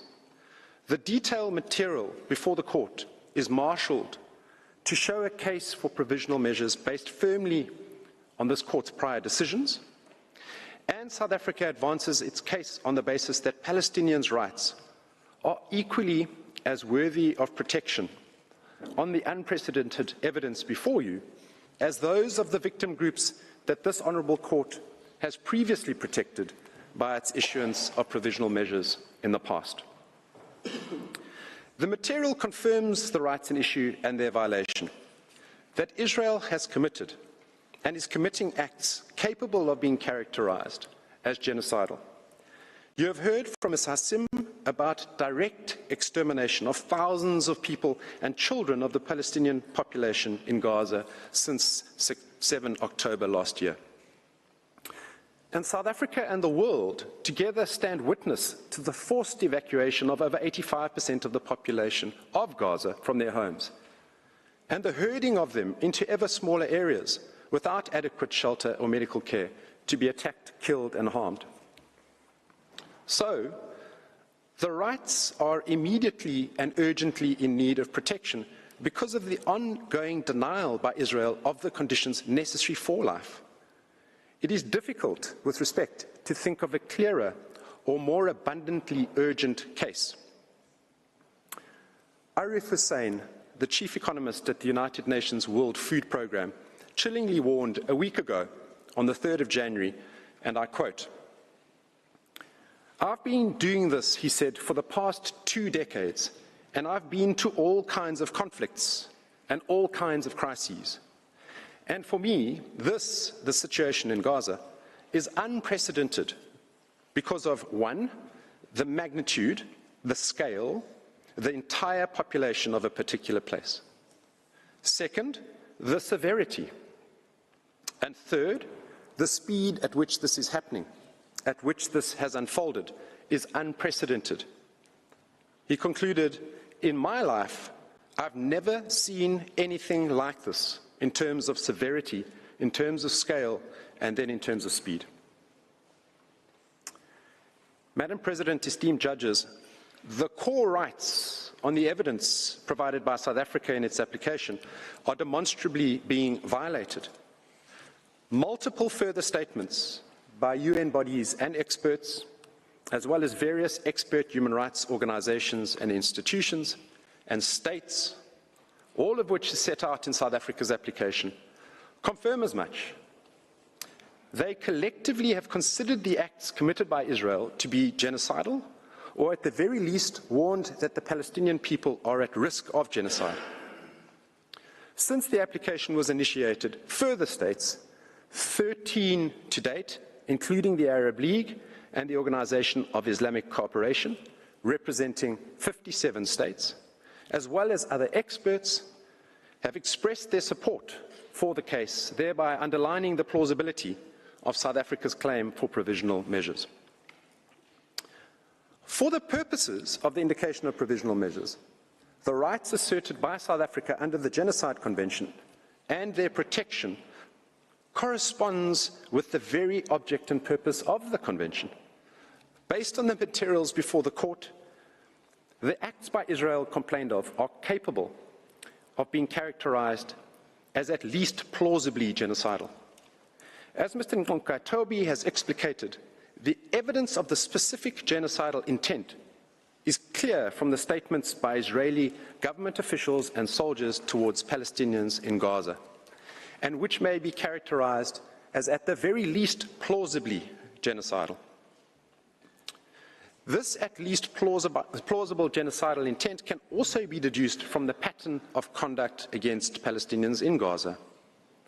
It is also, again at the very least, plausible that Israel has failed to prevent or to punish genocide, conspiracy to commit genocide, direct and public incitement to genocide, attempted genocide, and complicity in genocide. And it is further plausible that South Africa has an obligation to prevent genocide, including by taking all reasonable measures within its powers to influence effectively the actions of persons perpetrating and likely to commit genocide or engaging in direct or public incitement to genocide. So let me be clear. South Africa's obligation is motivated by the need to protect Palestinians in Gaza and their absolute rights not to be subjected to genocidal acts. Notwithstanding the incontestably serious nature of the allegations against Israel, the court should not be required, before granting provisional measures, to ascertain whether the existence of a genocidal intent is the only plausible inference to be drawn from the material before it. That would amount to the court making a determination on the merits.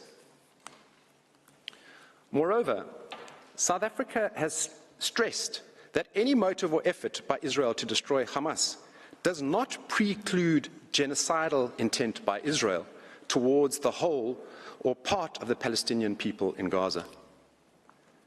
Evidence of other motives explaining its conduct as a perpetrator will not save Israel from a finding that it also possessed the requisite genocidal intent.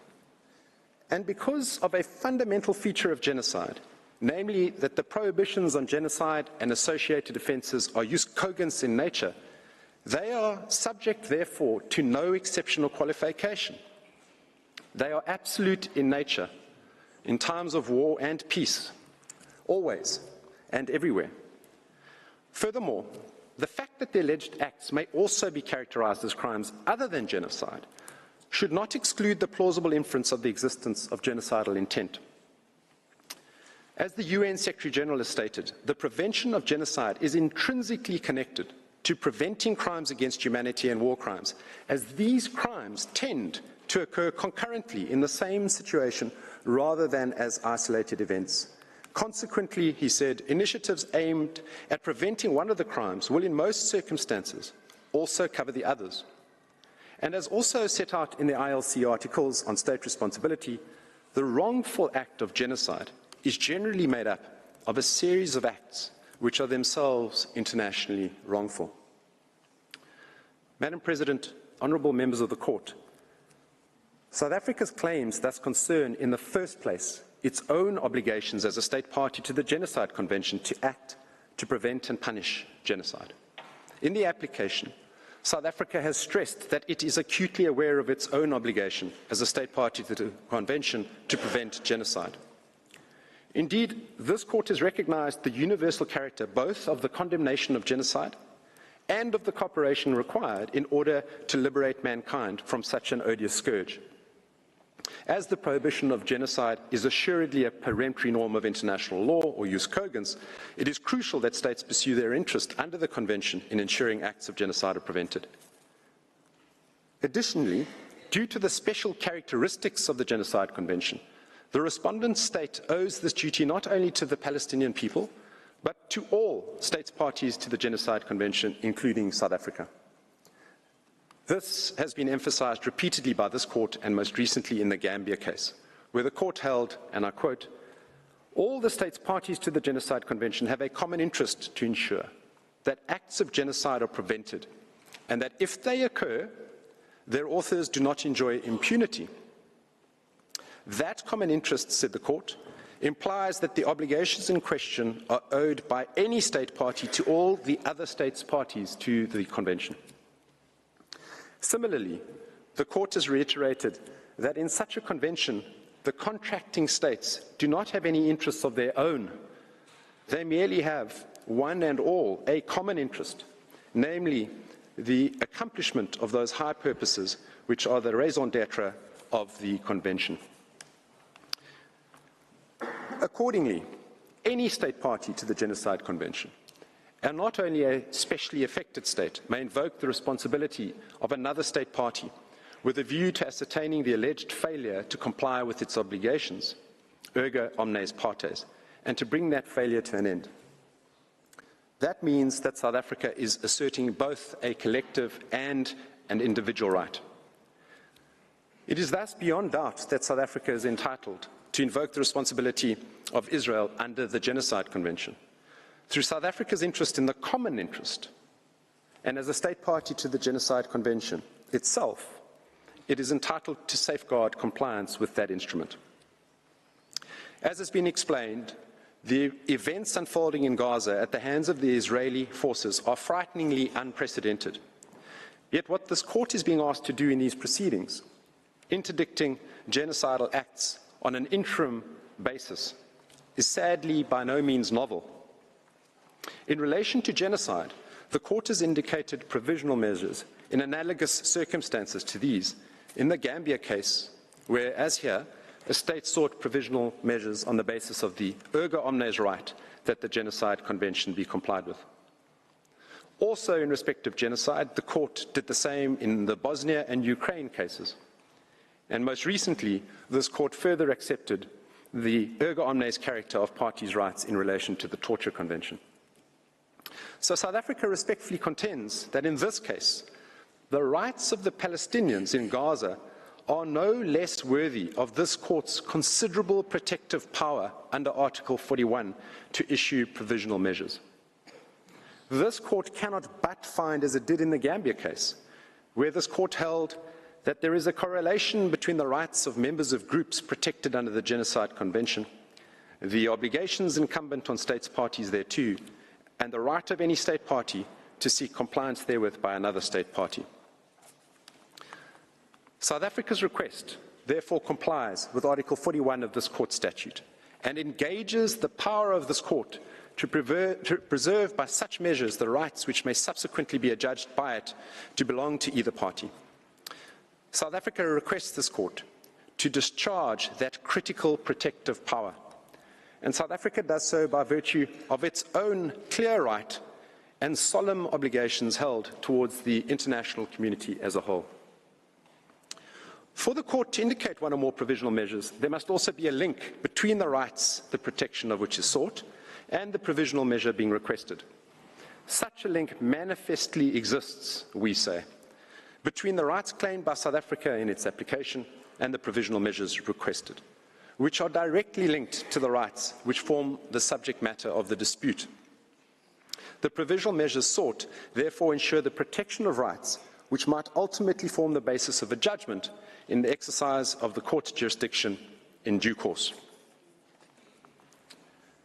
The rights at stake in these proceedings are certainly at least plausible, grounded in a possible interpretation of the Convention, and as the Convention imposes on parties the obligation to prevent and punish genocide under Article 1, and in doing so intends to protect groups and parts of groups from genocide. The Convention was designed to protect both states, parties, and human groups.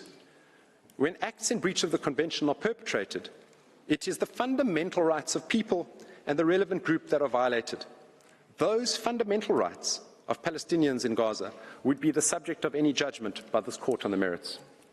Madam President, members of the Court, to find otherwise will not only be to treat Palestinians differently as less worthy of protection than others, it would also be for the Court to unduly limit its own competence, to turn its back upon its extensive prior jurisprudence, and to close its eyes to the breach of the rights which lie at the heart of the Convention and which breaches are taking place in Gaza right now as I close.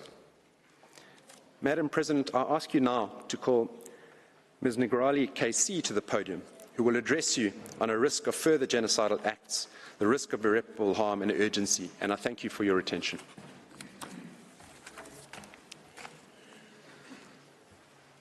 I thank Professor du Plessis, and I now invite Ms.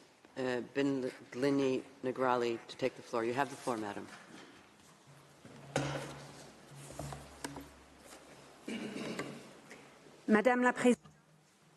Madam President, members of the Court, it is a great honour for me to appear before the Court once again.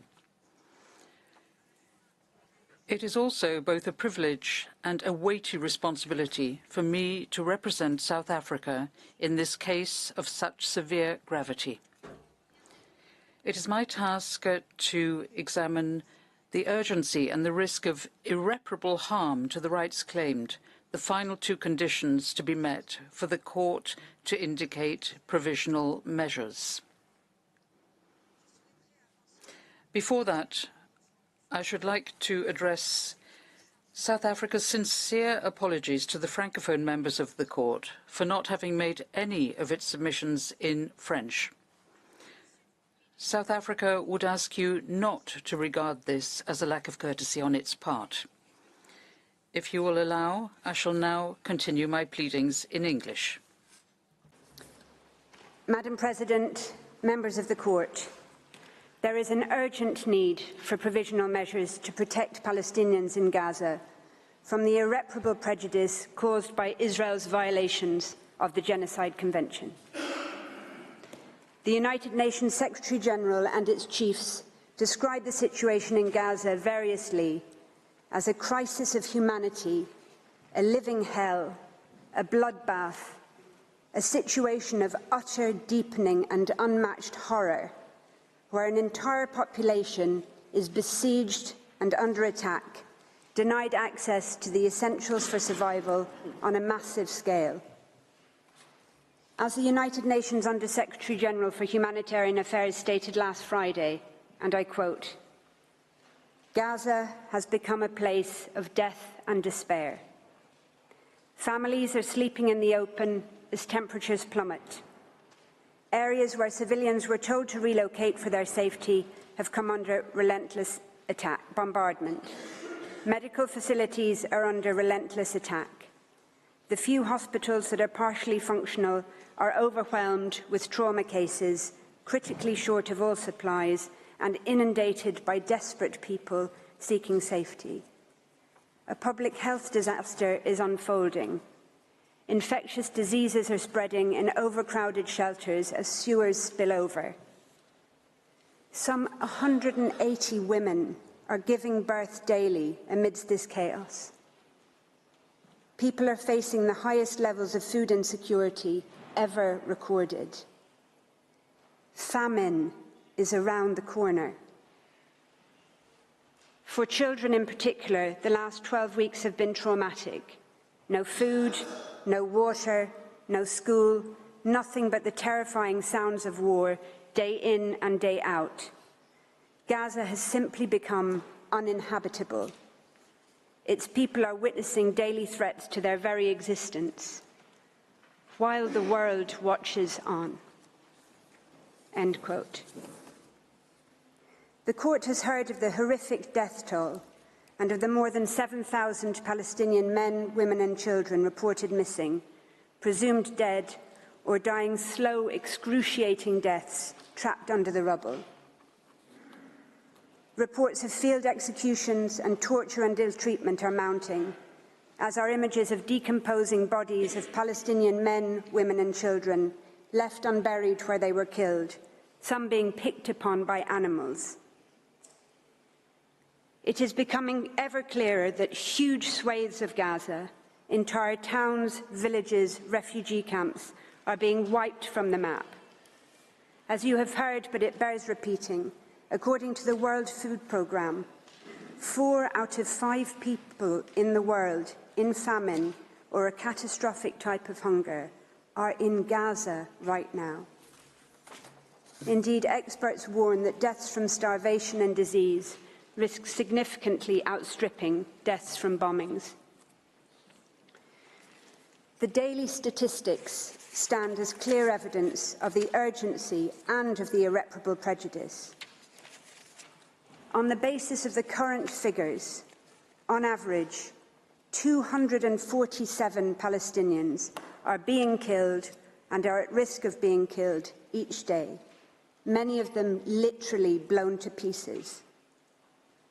They include 48 mothers each day, 2 every hour, and over 117 children each day, leading UNICEF to call Israel's actions a war on children. On current rates which show no sign of abating, each day, over 3 medics, 2 teachers, more than 1 United Nations employee, and more than 1 journalist will be killed, many while at work or in what appear to be targeted attacks on their family homes or where they are sheltering. The risk of famine will increase each day. Each day, an average of 629 people will be wounded, some multiple times over, as they move from place to place, desperately seeking sanctuary. Each day, over 10 Palestinian children will have one or both legs amputated, many without anaesthetic. Each day, on current rates, an average of 3,900 Palestinian homes will be damaged or destroyed. More mass graves will be dug. More cemeteries will be bulldozed and bombed, and corpses violently exhumed, denying even the dead any dignity or peace. Each day, ambulances, hospitals, and medics will continue to be attacked and killed. The first responders who have spent 3 months without international assistance, trying to dig families out of the rubble with their bare hands, will continue to be targeted. On current figures, one will be killed almost every second day, sometimes in attacks launched against those attending the scene to rescue the wounded. Each day, yet more desperate people will be forced to relocate from where they are sheltering, or will be bombed in places where they have been told to evacuate to. Entire multi-generational families will be obliterated, and yet more Palestinian children will become WCNSF, Wounded Child, No Surviving Family, the terrible new acronym born out of Israel's genocidal assault on the Palestinian population in Gaza. There is an urgent need for provisional measures to prevent imminent, irreparable prejudice to the rights in issue in this case. There could not be a clearer or more compelling case. In the words of the Commissioner General of the United Nations Relief and Works Agency, there must be an end to the decimation of Gaza and of its people. Turning to the Court's case law, as the Court has recently reaffirmed, and I quote, "The condition of urgency is met when acts susceptible of causing irreparable prejudice can occur at any moment before the Court makes a final decision on the case," end quote. That is precisely the situation here. Any of those matters to which I have referred can and are occurring at any moment. United Nations Security Council resolutions demanding, quote, "the immediate, safe, unhindered delivery of humanitarian assistance at scale throughout Gaza and full, rapid, safe and unhindered humanitarian access," end quote, remain unimplemented. United Nations General Assembly resolutions calling for a humanitarian ceasefire have been ignored. The situation could not be more urgent. Since these proceedings were initiated on the 29th of December 2023 alone, an estimated over 1,703 Palestinians have been killed in Gaza and over 3,252 injured. As to the criterion of irreparable prejudice, for decades now, the Court has repeatedly found it to be satisfied in situations where serious risks arise to human life or to other fundamental rights.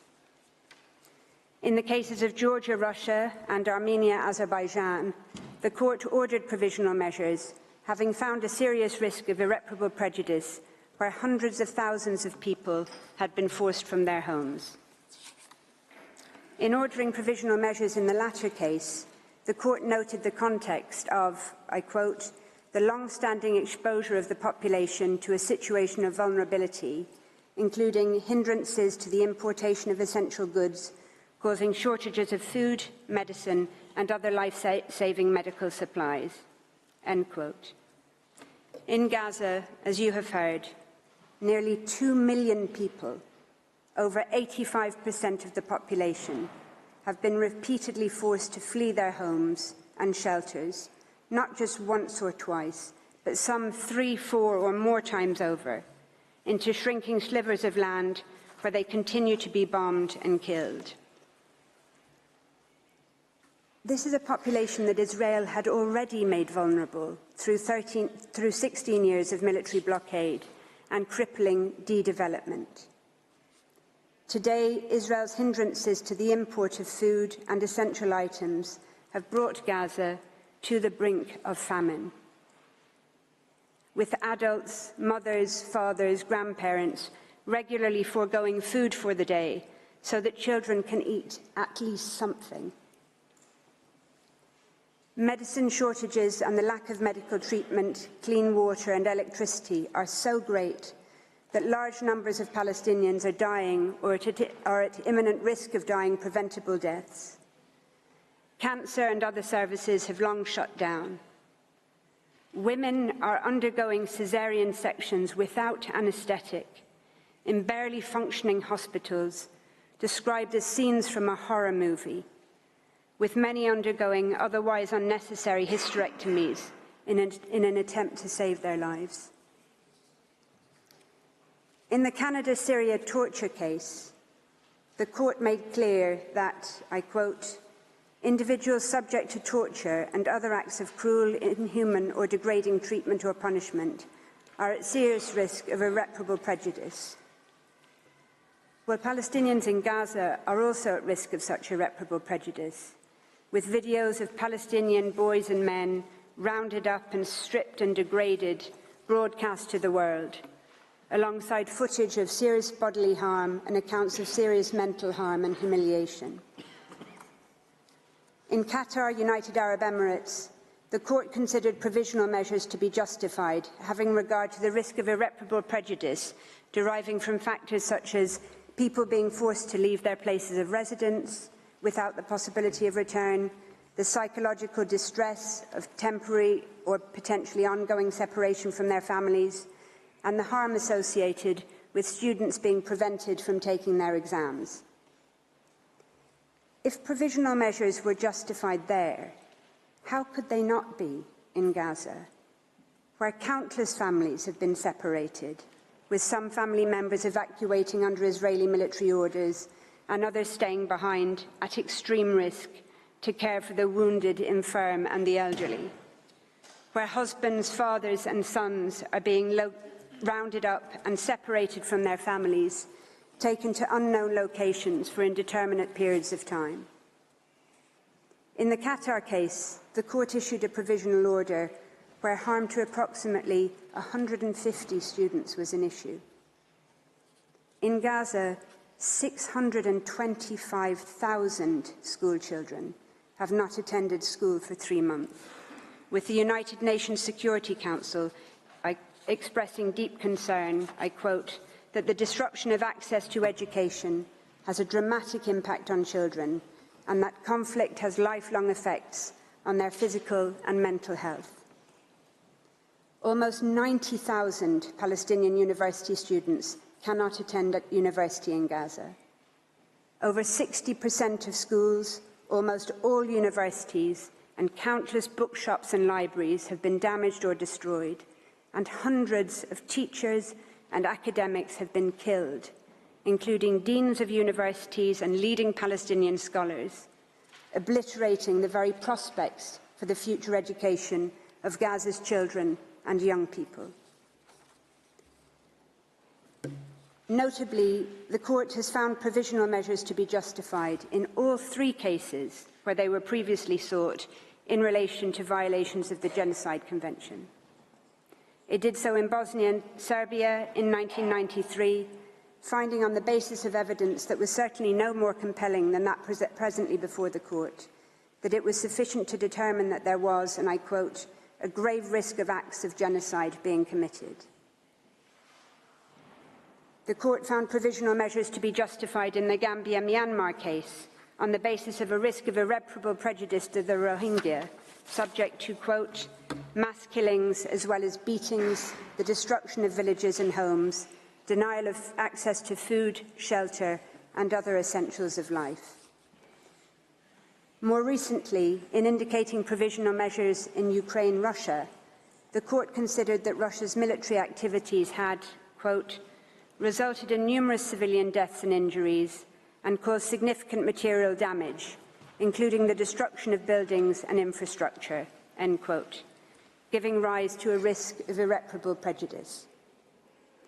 The court had regard to the fact that, quote, attacks are ongoing and are creating increasingly difficult living conditions for the civilian population, end quote, which it considered to be extremely vulnerable.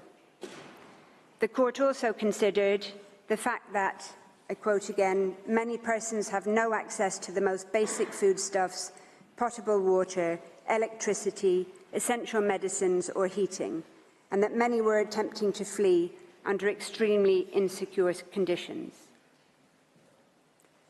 This is occurring in Gaza on a much more intensive scale to a besieged, trapped, terrified population that has nowhere safe to go.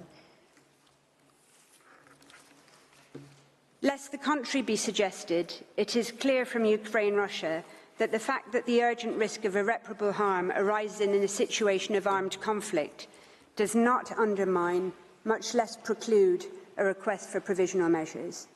That's also clear from the court's other judgments. So in the case of armed activities on the territory of the Congo, for example, the court ordered provisional measures based on its finding that, quote, persons, assets and resources present on the territory of the Congo, particularly in the area of conflict, remain extremely vulnerable, and that there was a serious risk that rights at issue in the case may suffer irreparable prejudice, end quote.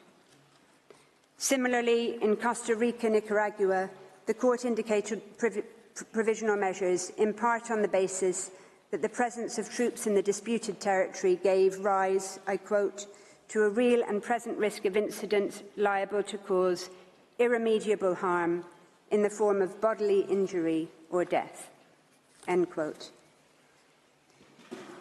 In relation to the Genocide Convention in particular, the court recalled in Gambia, Myanmar, that, quote, states parties expressly confirmed their willingness to consider genocide as a crime under international law, which they must prevent and punish independently of the context of peace or of war in which it takes place, end quote. More recently, in the case of Guyana, Venezuela, the court considered that the serious risk of Venezuela, quote, acquiring and exercising control and administration of the territory in dispute, end quote, gave rise to a risk of irreparable prejudice to the rights asserted in the case. Similar factors are an issue here, having regard to the territorial ambitions and settlement plans for Gaza being raised by members of the Israeli government, and the relationship of those factors to the very survival of Palestinians in Gaza as such. Similarly, any scaling up by Israel of access of humanitarian relief to Gaza in response to these proceedings or otherwise would be no answer to South Africa's request for provisional measures. In the case of Iran, United States, the court found a risk of irreparable harm from the exposure of individuals to danger to health and life caused by restrictions placed on medicines and medical devices, foodstuffs and other goods required for humanitarian needs. That was notwithstanding the assurances offered by the United States for it to expedite the consideration of humanitarian issues, and notwithstanding the fact that essentials were in any event exempt from the United States sanctions.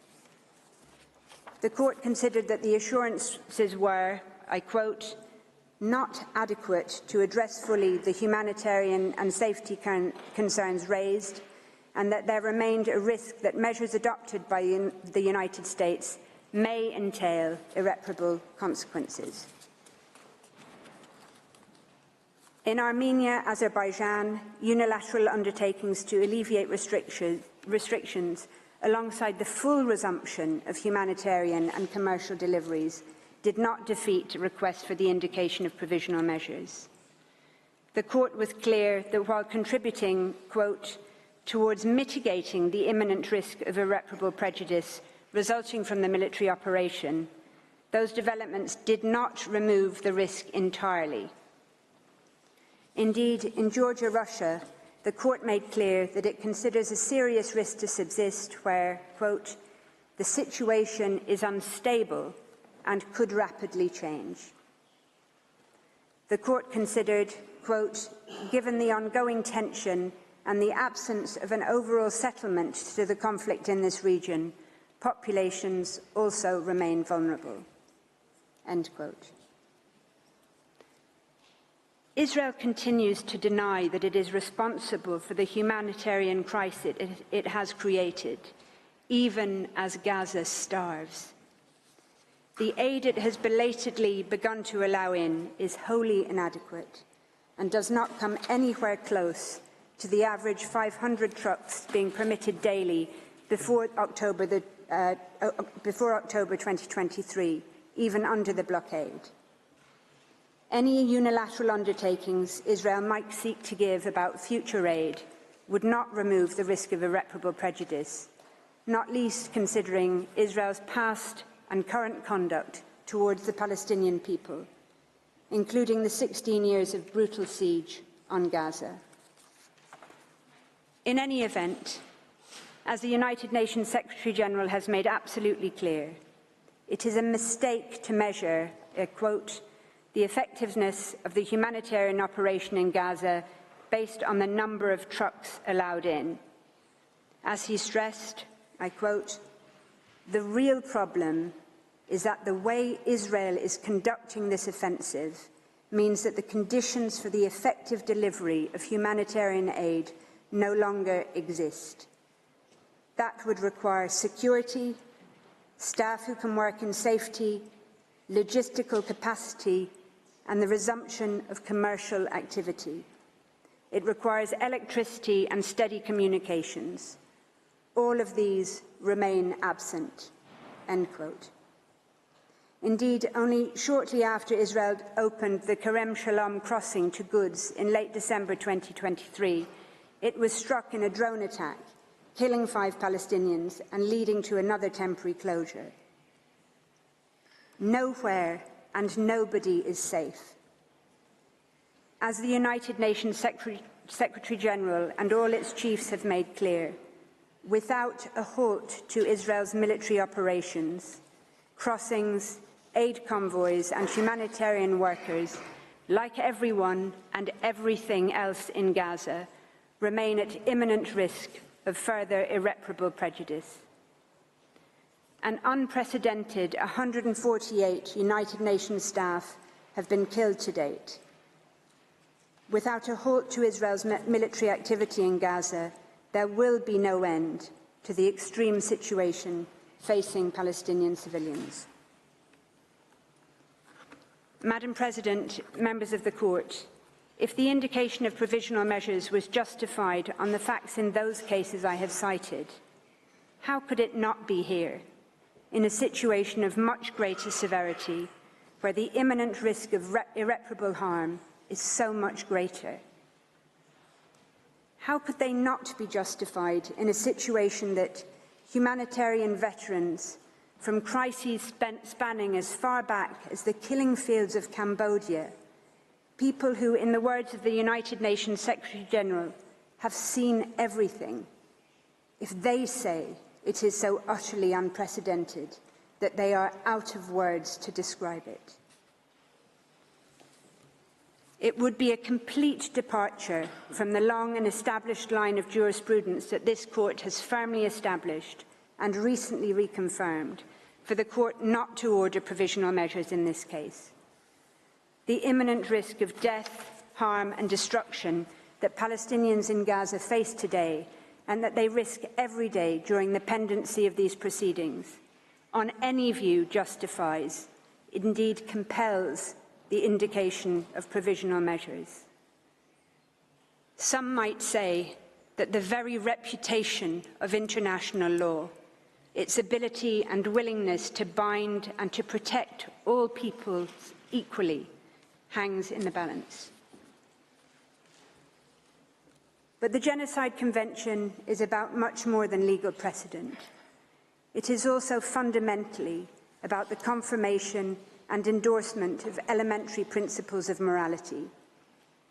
The Court recalled the 1946 General Assembly resolution on the crime of genocide, which made clear that, I quote, "Genocide is a denial of the right of existence of entire human groups, as homicide is the denial of the right to live of individual human beings. Such denial of the right of existence shocks the conscience of mankind, results in great losses to humanity in the form of cultural and other contributions represented by these human groups, and is contrary to moral law and to the spirit and aims of the United Nations." End quote. Notwithstanding the Genocide Convention's recognition of the need to rid the world of the odious scourge of genocide, the international community has repeatedly failed. It failed the people of Rwanda, it had failed the Bosnian people and the Rohingya, prompting this court to take action. It failed again by ignoring the early warnings of the grave risk of genocide to the Palestinian people, sounded by international experts since 19th of October of last year. The international community continues to fail the Palestinian people, despite the overt, dehumanizing, genocidal rhetoric by Israeli governmental and military officials, matched by the Israeli army's actions on the ground. Despite the horror of the genocide against the Palestinian people being live-streamed from Gaza to our mobile phones, computers, and television screens, the first genocide in history where its victims are broadcasting their own destruction in real time in the desperate, so far vain hope that the world might do something. Gaza represents nothing short of a moral failure, as described by the usually circumspect International Committee of the Red Cross. As underscored by United Nations chiefs, that failure has, I quote, repercussions not just for the people of Gaza, but for the generations to come who will never forget these over 90 days of hell and assaults on the most basic precepts of humanity. As stated by a United Nations spokesperson in Gaza last week, at the site of a hospital clearly marked with the symbol of the Red Crescent, where 5 Palestinians, including a 5-day-old baby, had just been killed. The world should be absolutely horrified. The world should be absolutely outraged. There is no safe space in Gaza, and the world should be ashamed. Madam President, members of the Court, in conclusion, I share with you 2 photographs. The first is of a whiteboard at a hospital in northern Gaza, one of the many Palestinian hospitals targeted, besieged and bombed by Israel over the course of the past 3 brutal months. The whiteboard is wiped clean of no longer possible surgical cases, leaving only a handwritten message by a Médecins Sans Frontières doctor, which reads, "We did what we could. Remember us." The second photograph is of the same whiteboard after an Israeli strike on the hospital on the 21st of November that killed the author of the message, Dr. Mahmoud Abu Nujayla, along with 2 of his colleagues. Just over a month later, in a powerful sermon delivered from a church in Bethlehem on Christmas Day, the same day Israel had killed 250 Palestinians, including at least 86 people, many from the same family, massacred in a single strike on Maghazi refugee camp. Palestinian pastor Mundhir Ishaq addressed his congregation and the world, and he said, and I quote, "Gaza as we know it no longer exists. This is an annihilation.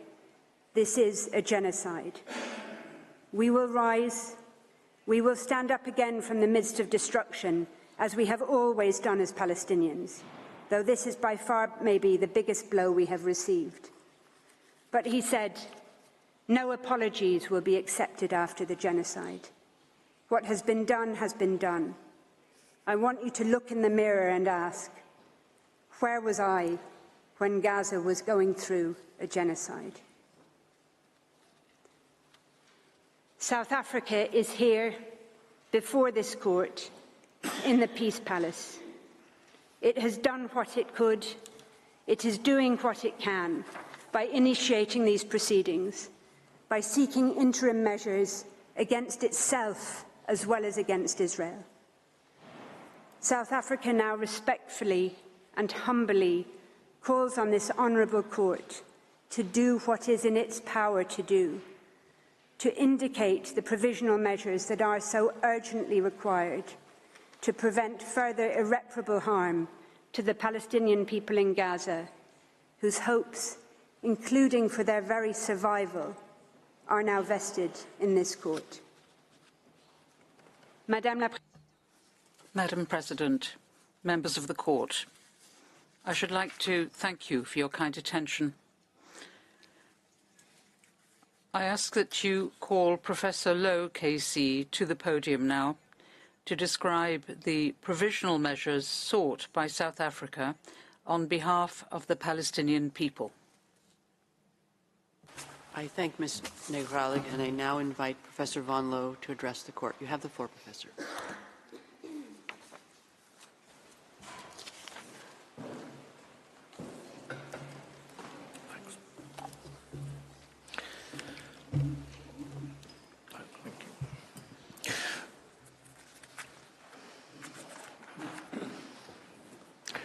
Madam President, members of the court, it's a privilege to appear before you and an honour to do so on behalf of the Republic of South Africa. This case is brought under Article 9 of the Genocide Convention, which entitles any contracting party to the Convention to submit to the court disputes relating to the interpretation, application or fulfilment of the Convention. The court does not at this stage have to determine whether or not Israel has or has not acted contrary to its obligations under the Genocide Convention. That can only be done at the merits stage. It's concerned now only with the question of what provisional measures are required pending the court's final decision on the merits. The court's jurisprudence points to 5 requirements for the ordering of provisional measures. The first is that there should be prima facie jurisdiction, and that was addressed by Professor Dugard. The second is that there should be a link between the measures requested and the rights underlying the main claim. This requirement is plainly satisfied. The measures request an order that Israel does not violate the very rights secured by the Genocide Convention as set out in South Africa's application. The third is the plausibility of the rights that are claimed. Professor du Plessis explained that this is clearly satisfied. The rights claimed are the very core of the Convention, notably the right not to be killed or seriously harmed, and the right of the group not to be physically destroyed. Fourth and fifth, there must be a risk of irreparable prejudice capable of arising prior to the final determination of the dispute, and there must be urgency. Ms. Integrale addressed those points. Israel has, for over 3 months, been mounting a continuous siege and bombardment of Gaza of a ferocity and duration that can only be seen as an attempt to destroy Gaza and its citizens. And it is publicly asserting that it will continue to do so. You are aware of the scale of the death and the scale of the destruction, and it is continuing at this very minute. The court has said that, quote, a state's obligation to prevent genocide and the corresponding duty to act arise at the instant that the state learns of, or should normally have learned of, the existence of a serious risk that genocide will be committed. From that moment onwards, if a state has available to it means likely to have a deterrent effect on those suspected of preparing genocide or reasonably suspected of harbouring specific intent, it is under a duty to make such use of those means as the circumstances permit." End quote. And that is what South Africa has done by making this application. In cases such as Lagrande, Avena, Jadav, this court has exercised its power to order provisional measures, having regard to the impact not only of provisional measures on the state's parties to a case, but also to the impact on the individuals directly affected and their rights. It has issued orders to restrain states from killing individuals in a manner alleged to violate international law. And that is what South Africa is requesting, after more than 23,000 individuals have already been killed in the siege and bombardment of Gaza, the overwhelming majority of them innocent men, women and children. The court also issues orders to safeguard the integrity of its proceedings and the efficacy of its final ruling. In the Bosnia genocide case, for example, you ordered that the parties, quote, "not take any action and ensure that no action is taken which may aggravate or extend the existing dispute over the prevention or punishment of the crime of genocide, or render it more difficult of solution," end quote.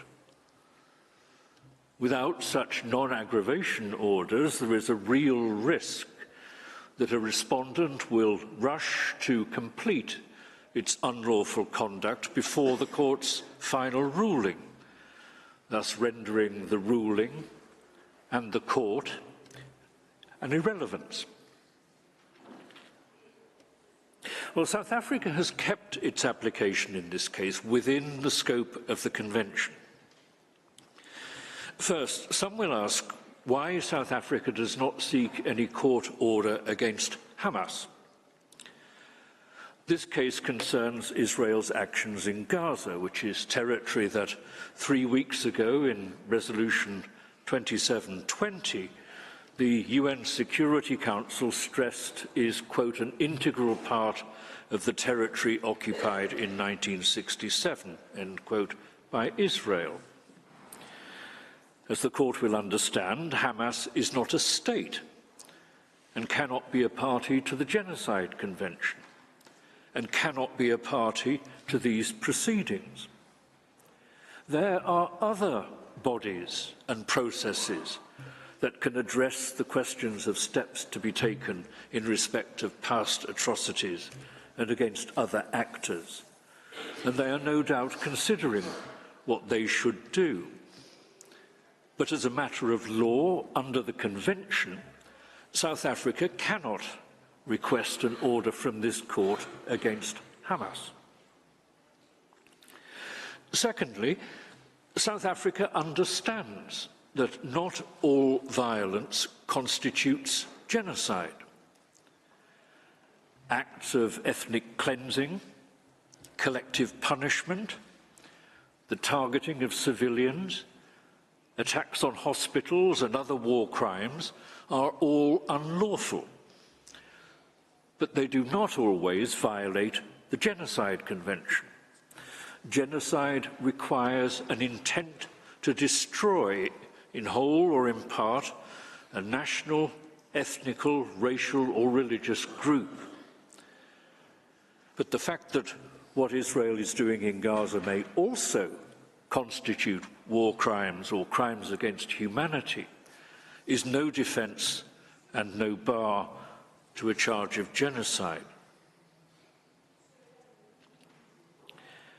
South Africa has set out its request for relief in paragraph 111 of its application and its request for provisional measures in paragraph 144. The reasoning behind the requests is pragmatic. The first two paragraphs of the provisional measures request call for the suspension of Israel's military operations in and against Gaza. Israel's continuing operation in Gaza since the 7th of October attack is the focus of this case. Minister Lamola has recalled the fact that South Africa has condemned the 7th of October attack.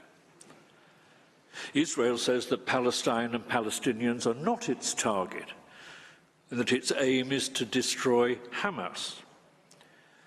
But months of continuous bombing, flattening entire residential blocks, and cutting off food and water and electricity and communications to an entire population cannot credibly be argued to be a manhunt for members of Hamas.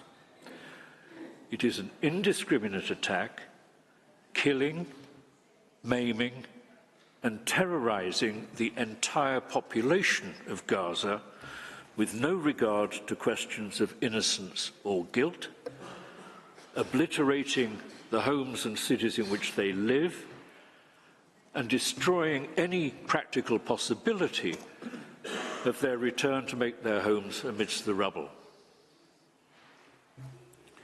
Israel's actions both attack Palestinians in Gaza directly and also prevents humanitarian relief reaching them. Palestinians face death from continuing bombardments and shootings, and death from starvation and disease, which is even more indiscriminate, but usually slower. In recent days, the United States has said again that far too many civilians are being killed. And the UN Secretary-General and the UN Under-Secretary for Humanitarian Affairs and the Commissioner-General of the UN Relief and Works Agency have asserted that it is imperative to halt military operations in order to enable the effective delivery of humanitarian relief. And that is why South Africa has requested an order for the immediate suspension of Israel's military operations in and against Gaza. It is the only way to secure the humanitarian response and avoid yet more unnecessary death and destruction. There is a point to emphasize. It's no use Israel saying that it does whatever it can to minimize the deaths of innocent men, women, and children. The use of 2,000-pound bunker-busting bombs and dumb bombs in residential areas and the relentless bombardment of Gaza, and even of so-called safe areas to which Palestinians have been directed by Israel, tell another story. But that is not the only point. It's not just a question of scale and of indiscriminate killing. It's also a question of intention. If any military operation, no matter how carefully it's carried out, is carried out pursuant to an intention to destroy a people in whole or in part, it violates the Genocide Convention, and it must stop. And that is why all military operations capable of violating the Genocide Convention must cease. The third request is for an order that both Israel and South Africa, in accordance with their obligations under the Genocide Convention in relation to the Palestinian people, take all reasonable measures to prevent genocide. The fourth and fifth measures then spell out these general obligations in terms of the specific instances of offences listed in Articles 1, 2 and 3 of the Convention. The sixth requested measure addresses the fact that, aside from its own acts, the government of Israel is legally bound to prevent and punish others who engage in or incite or actively support conduct that violates the Genocide Convention. Until the reported intervention of the Attorney General 36 hours ago, Israeli authorities appear to have done practically nothing to stop the flow of genocidal rhetoric, including statements emanating from the ranks of public officials.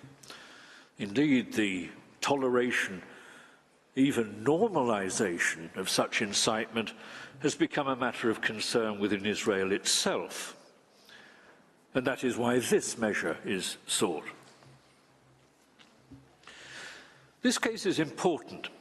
Lives are at stake. Israel's credibility and reputation are at stake.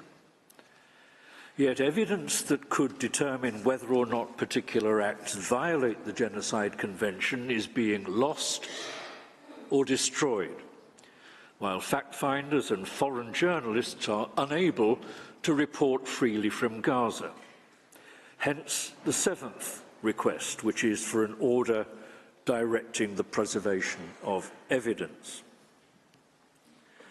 And finally, South Africa asks that the court require specific reports from Israel on what it is doing to implement the order. General assurances are not enough. Reports published via the court are an essential element of accountability. I should address the question of self-defense. In its advisory opinion in the Wall case, the court noted that the threat that Israel had argued justified the construction of the wall was not imputable to a foreign state, but emanated from territory, the occupied Palestinian territory, over which Israel itself exercises control.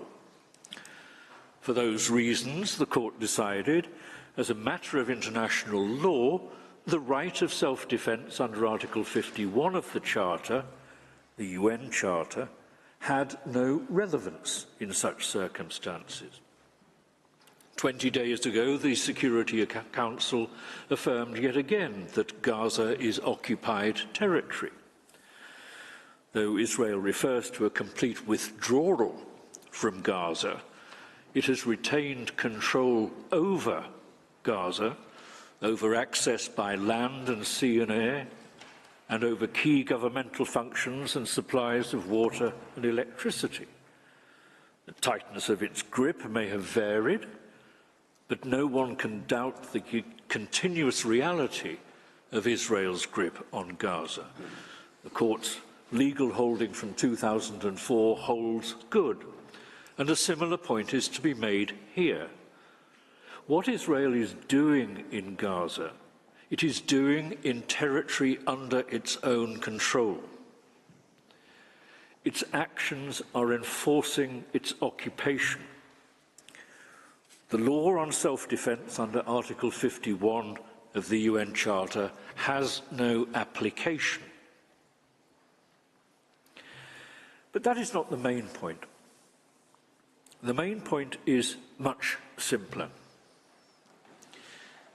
It is that no matter how monstrous or appalling an attack or provocation, genocide is never a permitted response. Every use of force, whether used in self-defense or in enforcing an occupation or in policing operations or otherwise, must stay within the limits set by international law, including the explicit duty in Article 1 of the Convention to prevent genocide. South Africa believes that the publicly available evidence of the scale of the destruction resulting from the bombardment of Gaza and the deliberate restriction of food, water, medicines and electricity available to the population of Gaza demonstrates that the government of Israel, not Jewish people or Israeli citizens, the government of Israel and its military is intent on destroying the Palestinians in Gaza as a group and is doing nothing to prevent or punish the actions of others who support that aim. And I repeat, the point is not simply that Israel is acting disproportionately. The point is that the prohibition on genocide is an absolute, a peremptory rule of law. Nothing can ever justify genocide. No matter what some individuals within the group of Palestinians in Gaza may have done, and no matter how great the threat to Israeli citizens might be, genocidal attacks on the whole of Gaza and the whole of its population with the intent of destroying them cannot be justified. And no exception can be made in a provisional measures order to allow a state to engage in actions that are capable of violating its obligations under the Genocide Convention. It is unthinkable that a court would ever do such a thing. That is the simple point in this case. Genocide can never be justified in any circumstances. Israel's actions will be examined closely and methodically at the merit stage, when the court will want to hear what Israel has to say in its defence. What matters now is that the evidence indicates that Israel's actions have violated its obligations under the Genocide Convention, that they continue to violate them, and that Israel has asserted that it intends to continue them. Israel may say that it will comply with all of its obligations under the Genocide Convention and that orders from the court are not necessary. But in previous cases, the court has held that such unilateral statements do not remove the risk of irreparable prejudice or obviate the need for a court order. In this case, one reason for doubting the efficacy of any such unilateral undertaking is Israel's apparent inability to see that it has done anything wrong in grinding Gaza and its people into the dust. Another reason is that a departure from or reinterpretation of any unilateral undertaking by Israel may lead to consequences so appalling that the risk simply cannot be taken. But there is a third reason. As was noted during the submissions to this court in the case concerning the reservations to the Genocide Convention in 1951, quote, "The obligation to submit disputes concerning the interpretation or execution of the Convention to the International Court of Justice was regarded as one of the prime guarantees of the due fulfillment of the basic obligation to prevent and punish the crime of genocide," end quote. The role of the court, which unusually extends not only to the interpretation and application of the Convention, but also to its fulfillment, is pivotal. In addition to their substantive obligations under the Convention, it is vitally important that states respect the court and their procedural obligations. This is not a moment for the court to sit back and be silent. It's necessary that it assert its authority and itself order compliance with the obligations under the Genocide Convention. Indeed, it's hard to think of a case in recent history which has been so important for the future of international law and of this court. Madam President, members of the court, that concludes my submission. I thank you for your attention, and unless I can help you further, I'd ask that you call on South Africa's agent to read out the request for relief. I thank Professor Lowe, and I now invite the agent of South Africa, His Excellency Mr. Vusumuzi Madonsela, to address the court. You have the floor, Excellency.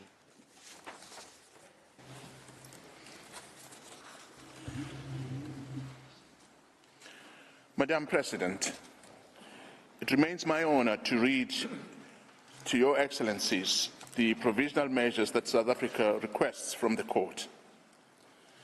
You have heard the reasons set out which justify the measures being sought.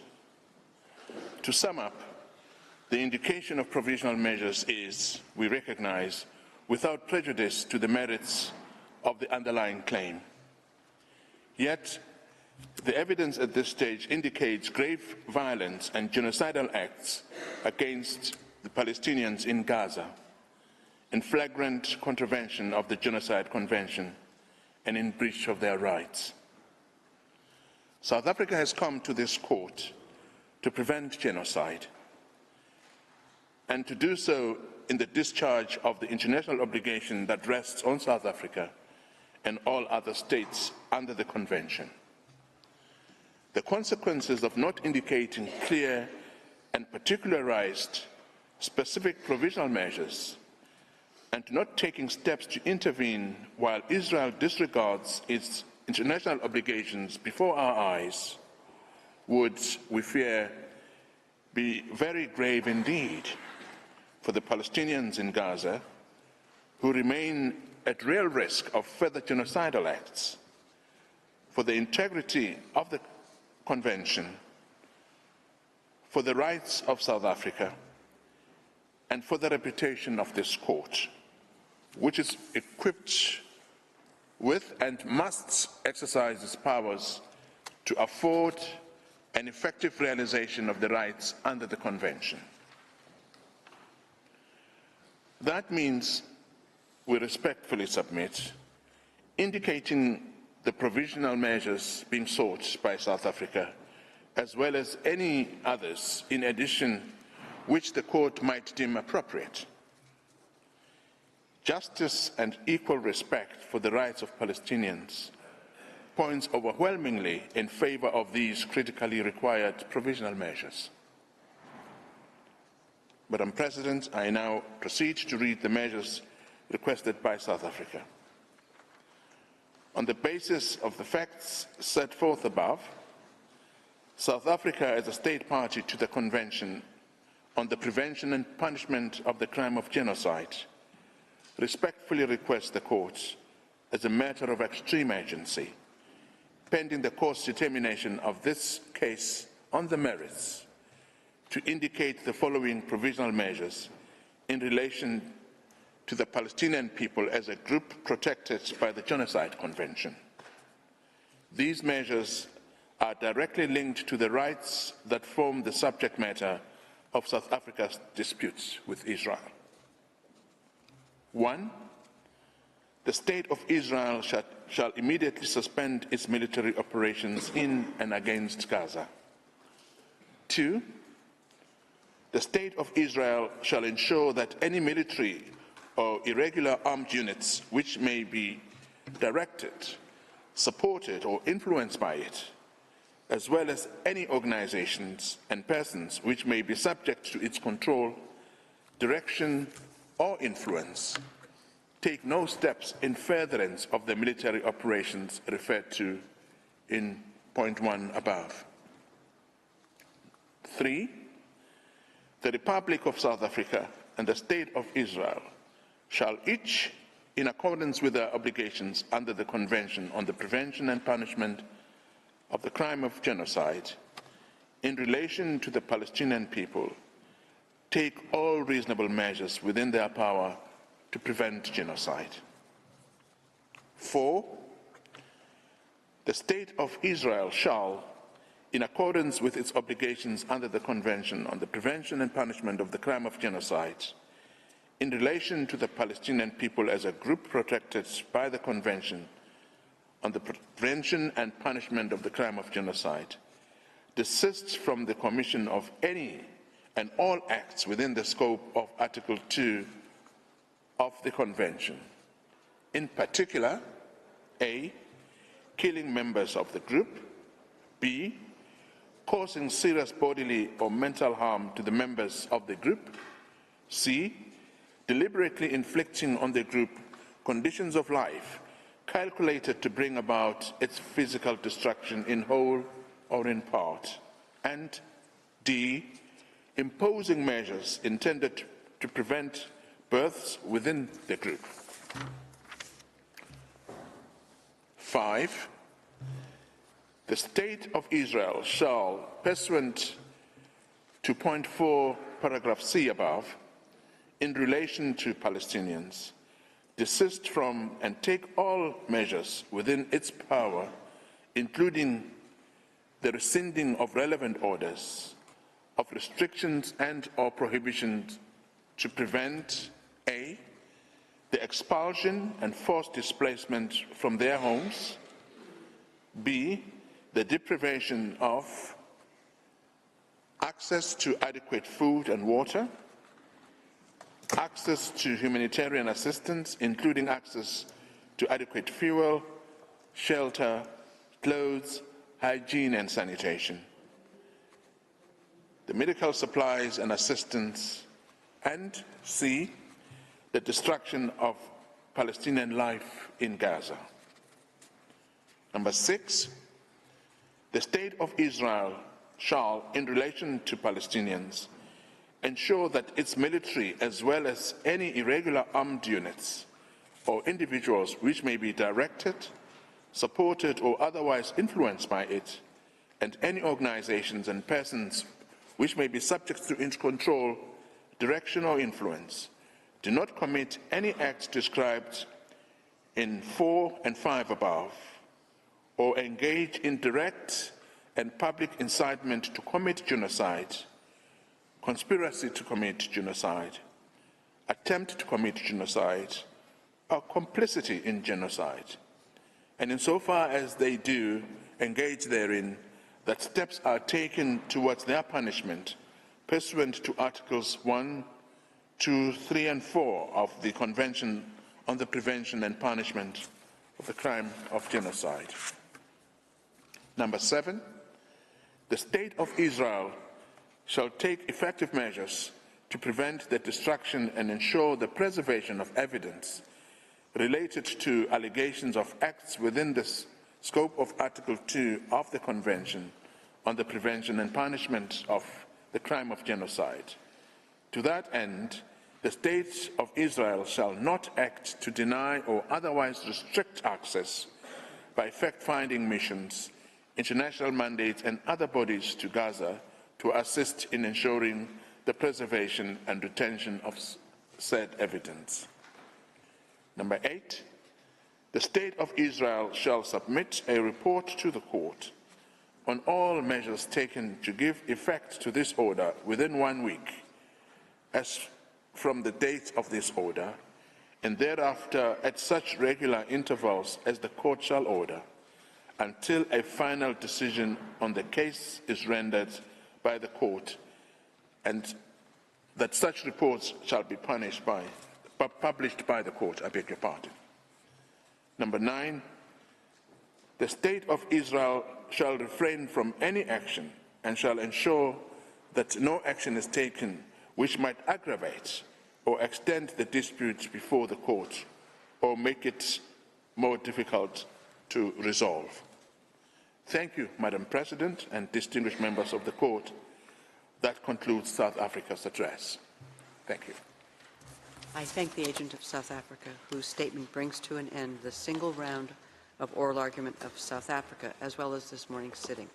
The court will meet again tomorrow, 12 January 2024 at 10 a.m. to hear the single round oral argument of Israel. The sitting is adjourned.